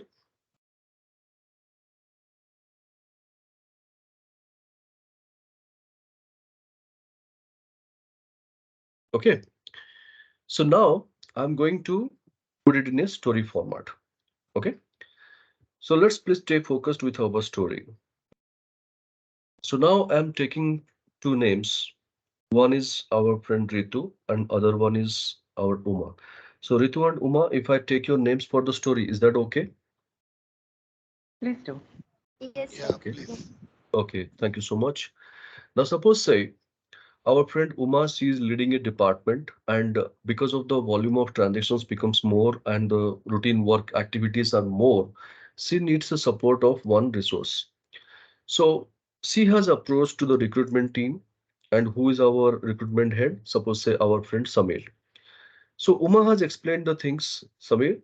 This is what the requirement, this is what the JD, this should be the profile, this should be the role, and this should be the job responsibility, whatever it is, entire details she explained to Samir. And Samir started filtering a lot of applications, like from LinkedIn he started, and then he went to the Naukri, Monster, job, like whatever the job sites we have, like we have got a lot of sites around. Then he filtered out one candidate's profile, that is our friend Ritu's profile. So Ritu's profile has come to our friend Uma's desk. Now, being a department head, Uma has to take the final interview and then she has to decide whether to hire Ritu or not. This is what the total situation now. Hope it is clear.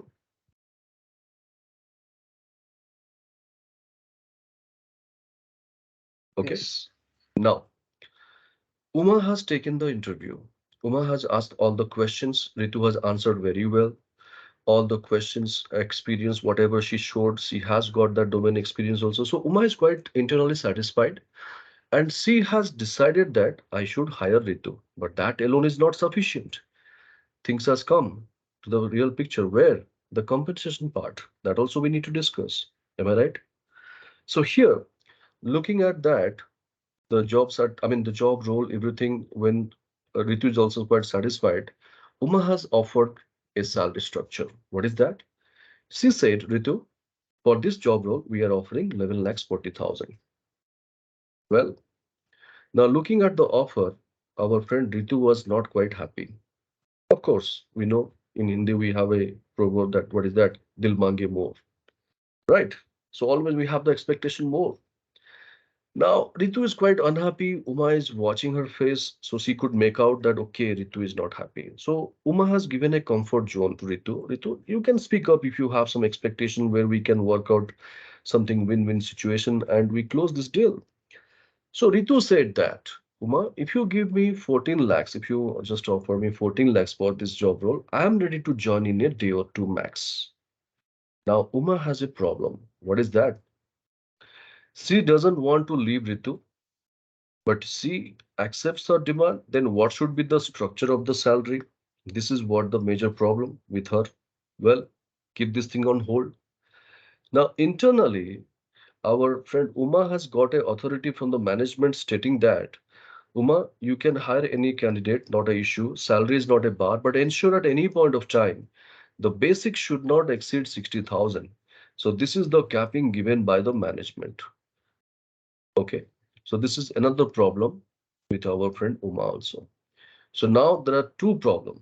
One, she doesn't want to leave Ritu. If she accepts her demand, what should be the salary structure? And if she accepts, the basic should not exceed 60,000. That also she has to ensure. So I believe everyone is able to connect with the story. Now let's ask our friend Uma. So Uma, if you have to decide on this case whether to hire Ritu or not, how long it will be taking for you? Uh, I'll have to put in the basic first. Okay. No, Inside I'm 60. not, I'm not, I'm not, I'm not asking what you are going to do. I'm just asking a timeline. How much time it will take to take a decision? That's it. Uh, Maybe an hour or more, just True, to work true. on that. 1 hour or 2 hours max, couple of hours. This is how we do. So why we spend half an hour, 1 hour, or 2 hours? We are asking our candidates to be seated in the reception or lobby. Why we are not taking the decision immediately? Or what we do in that 2 hours, or half an hour, or 1 hour? We come back to our workstation. We start playing around with the data. So first we'll go for 40,000 to 60,000 because management capping is given us 60,000. Okay, this is exceeding 14 lakhs. Then again we come down the price. of basic like this. So unless and until this becomes 14 lakhs, we keep changing our values. This is what we do in that 2 hours or 1 hour or half an hour time. Do you all agree? Yes. So this is the place where we have to make some improvements, people. Why we need to make an improvement? I will tell you the impact. Just see. Now, suppose say Ritu is waiting for 2 hours. Well and good. Uma has got still a chance to take her on board. Now, suppose say next to our company, similar business, one more company is doing, and Ritu has already scheduled one interview over there. She thought for a while, why to sit idle for 2 hours? Let us go and complete that job interview also. Now, suppose that that company, whoever the recruiter or the department head, he or she immediately accepted her offer. So, do you think that Ritu is going to come back to this company where Uma is leading the team? What say, Ritu? Will you come back? I will look for the other offer, Okay, because they that are giving company. it to me faster, and they're giving the decision faster. Yeah, that is what I'm saying. That company, when they accepted your offer, you will definitely choose that only. You will not come back again to Uma, right? Yes. Yes. That is what everybody does. You, me, or anybody X, Y, Z, anybody. Now, what is happening when Ritu has got that offer? She went out. Uma is losing a good candidate. That is one. The other side, I'm talking about the pain. Now, our friend Samir, whatever the time she has, I mean, he has taken to filter out Ritu's profile, that entire time has gone in vain. So the lead time, what we are supposed to take to fill that gap in Uma's team, that is now more extended again. Now Samir will be questioned, Uma will be questioned. Why you are taking that much of time to fill that gap? Why there is a productivity getting degraded day by day? All these things are happening in the back end, which you will be questioned later and you need to be answerable. Do you all agree? Yes, people? Yes. So this is the reason why people, right time, right decision with no time you have to take. Else you will be suffering a lot. You have to go through a lot of pain. So in this entire situation, people, if instead of taking 2 hours of time, our friend Uma is able to take a decision immediately by just 10 seconds, how much of quality time she could have saved. And when Uma is taking an immediate decision, Ritu is also going to be happy. She is going to work with a leader who takes the decision immediately. Because sometimes money is compensation is not alone. People are going to get satisfied. Some people love to work with a good leader who is going to work with more passion, more spirit, takes the decision in the right direction. People love to work with those kind of leaders, right? So in this place now, people, if you want to work, our tool called GoalSeek is going to help you a lot. So GoalSeek, where it is available, just see. In our data menu, if you look at, we have a category called What If Analysis. If you go for that, do you see GoalSeek? Just check it out and confirm. In the data menu, What If Analysis is the group. Within that, GoalSeek is there. So we are going to use this. But before that, very important part, two essential rules. Whenever you want to apply goal seek in any set of data, people, two validation rules to be satisfied. What are those rules? Rule number one, the data must be formula driven. Whichever the data you are working with, there should be an interlinking of the data with formulas. So we have got lot many formulas, no problem. Now, rule one is satisfied. Now let's go for rule two. Just watch my screen for a minute. Don't do anything. I'll be giving time to try this. So I'll go for data, what if analysis, goal seek. Now, what is that first criteria? It is that called set cell. What is set cell? Let's have a basic understanding. In any data set, people, you will be having one objective. So if you have understood the whole story, what is our objective? Can somebody tell that immediately?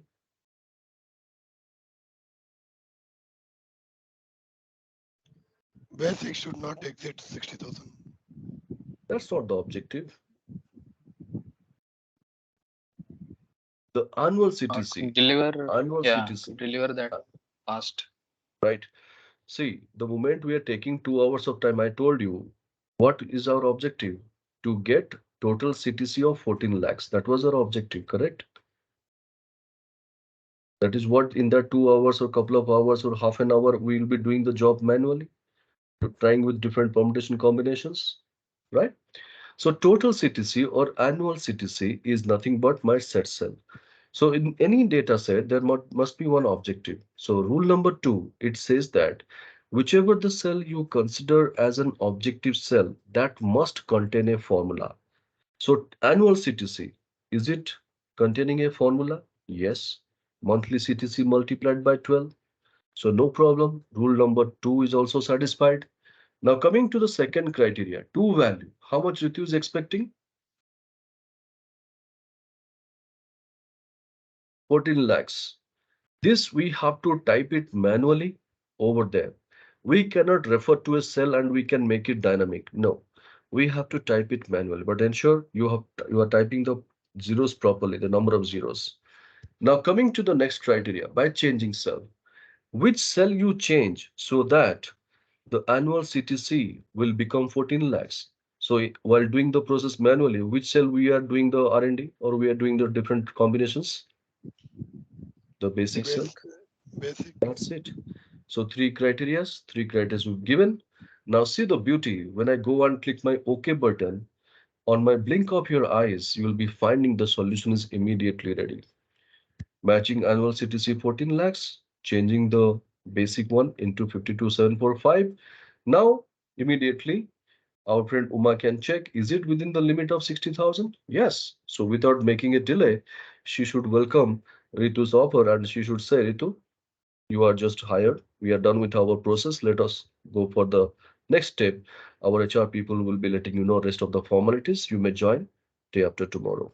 See how cool it But we is. have not given any condition here that we should not exceed 60,000. So No, how does that is it that is manage? no no that is for the understanding purpose. I told you this is nowhere related to that concern of the formula because the formula has only three inputs. Now, if you are really going to calculate this also in GoalSeek, we don't have that parameter.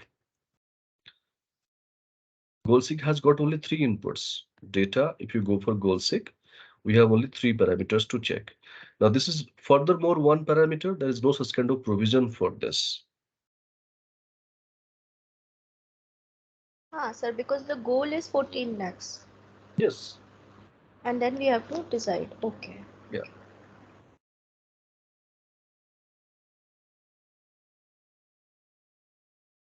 So this is how people, whenever you are working with your costing, like you want to achieve your break-even point, or you want to make them profit maximization, wealth maximization, you can take use of this formula definitely. Or the best part, when you are paying your EMI, you are always depending upon the banker. You know how much you are earning. You know what is the amount you are going to take as a loan. You know what is the percentage of annual interest you need to pay. So everything, when you know, you can decide your EMI also by taking this goal sake. And you can even cross-check whatever the EMI you are paying. Are you paying the actual amount you are supposed to pay, or you are paying end up something with higher amount? You can also cross-check with this EMI goal sake. This is really a great tool, people. Provided the two rules you have to always remember, then only GoalSeek will work like a charm. Check it out. Is it working? Uh, can you just come back on the rules, please? Yeah. Rule number one, data must be formula driven.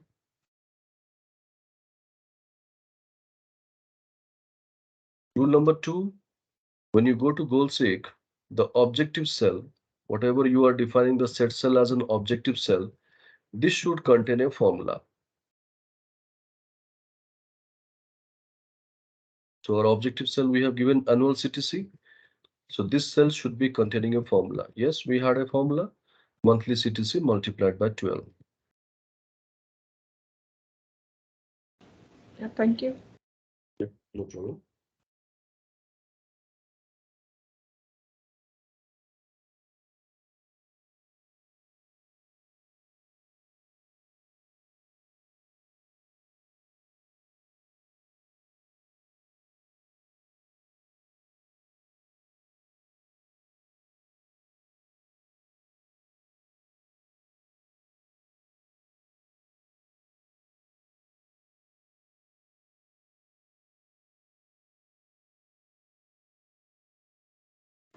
Sir, why am I getting decimals in this basic? Decimals. Okay, no issues. If you're getting decimals, select the whole Yeah. data and go for Control Shift 1 Okay, okay, sure. and remove the decimals.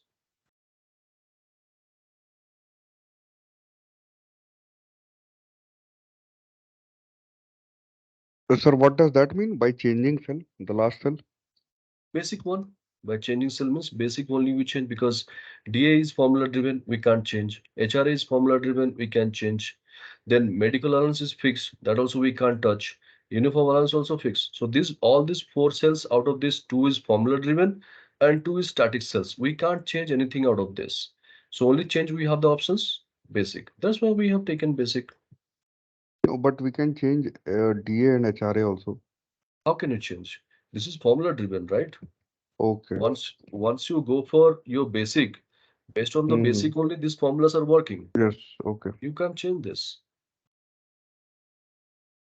So how to bring back those figures, sir? The ones which the complete figure instead of the formulas.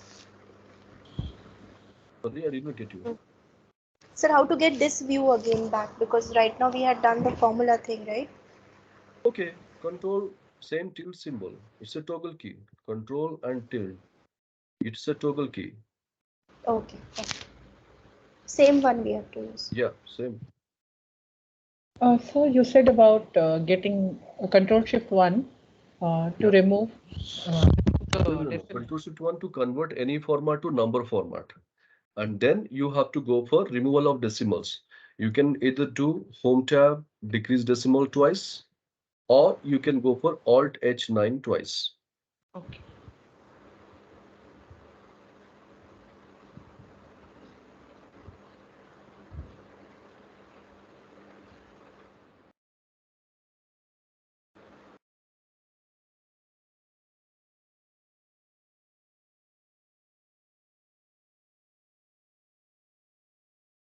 So can you show me the Alt H9? It's not working for me. Yeah, you Alt go H9. Yeah, one this by is what I one. have. One by one. Alt, then remove the finger, then H, remove the finger, then press 9. Again, you have to repeat. Alt, Okay. H, 9. Okay. Got Yeah. it.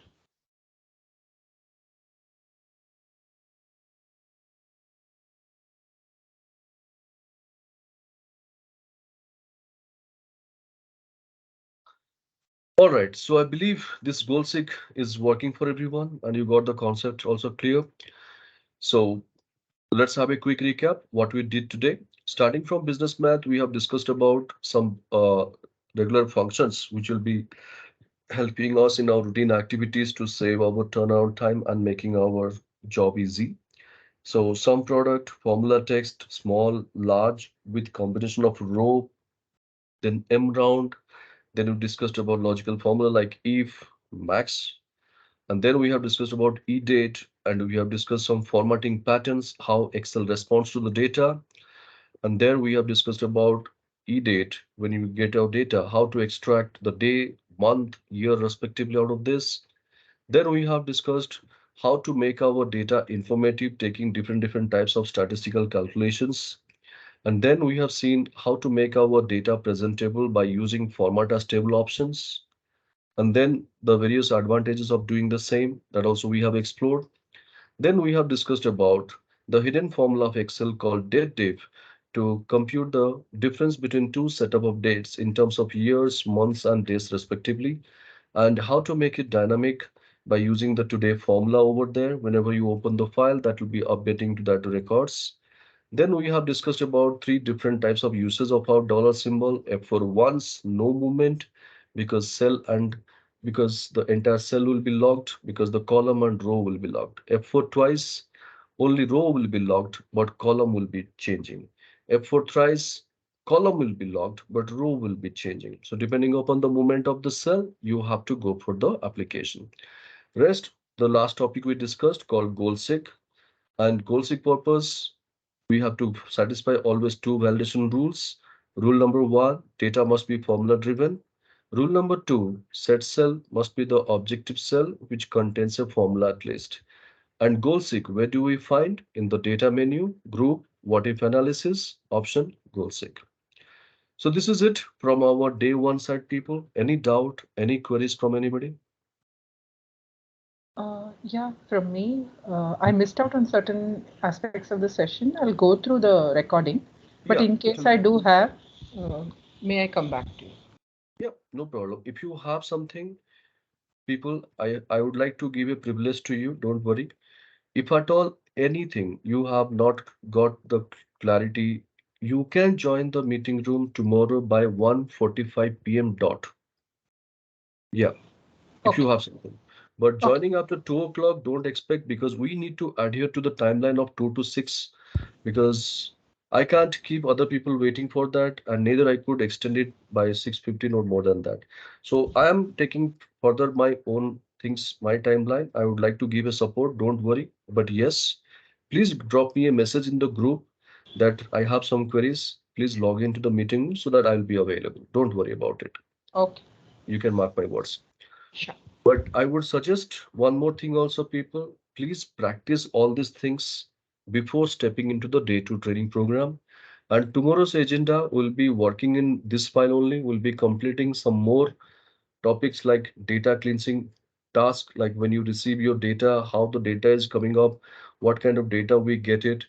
It is always unstructured, uncleaned, how to bring it to a proper format, then how to deal with the same, how to make it more presentable, how to do some kind of data mining over there, depending upon the target audience, how to present it effectively, then how to add some more visuals in terms of a storytelling format, or how to create an infographic presentation. That will be our tomorrow's agenda. We'll be working in the same file only. If you have any concern you are trying to implement at your workplace today itself and you find some challenges, that also you please bring it tomorrow's session. But yes, again, join in 1:45 p.m. All right. So hope I'm clear. Yes, thank you. Okay. So thank you so much, people. Any other concerns from anybody? Are we good? Yes. Okay. Fine then.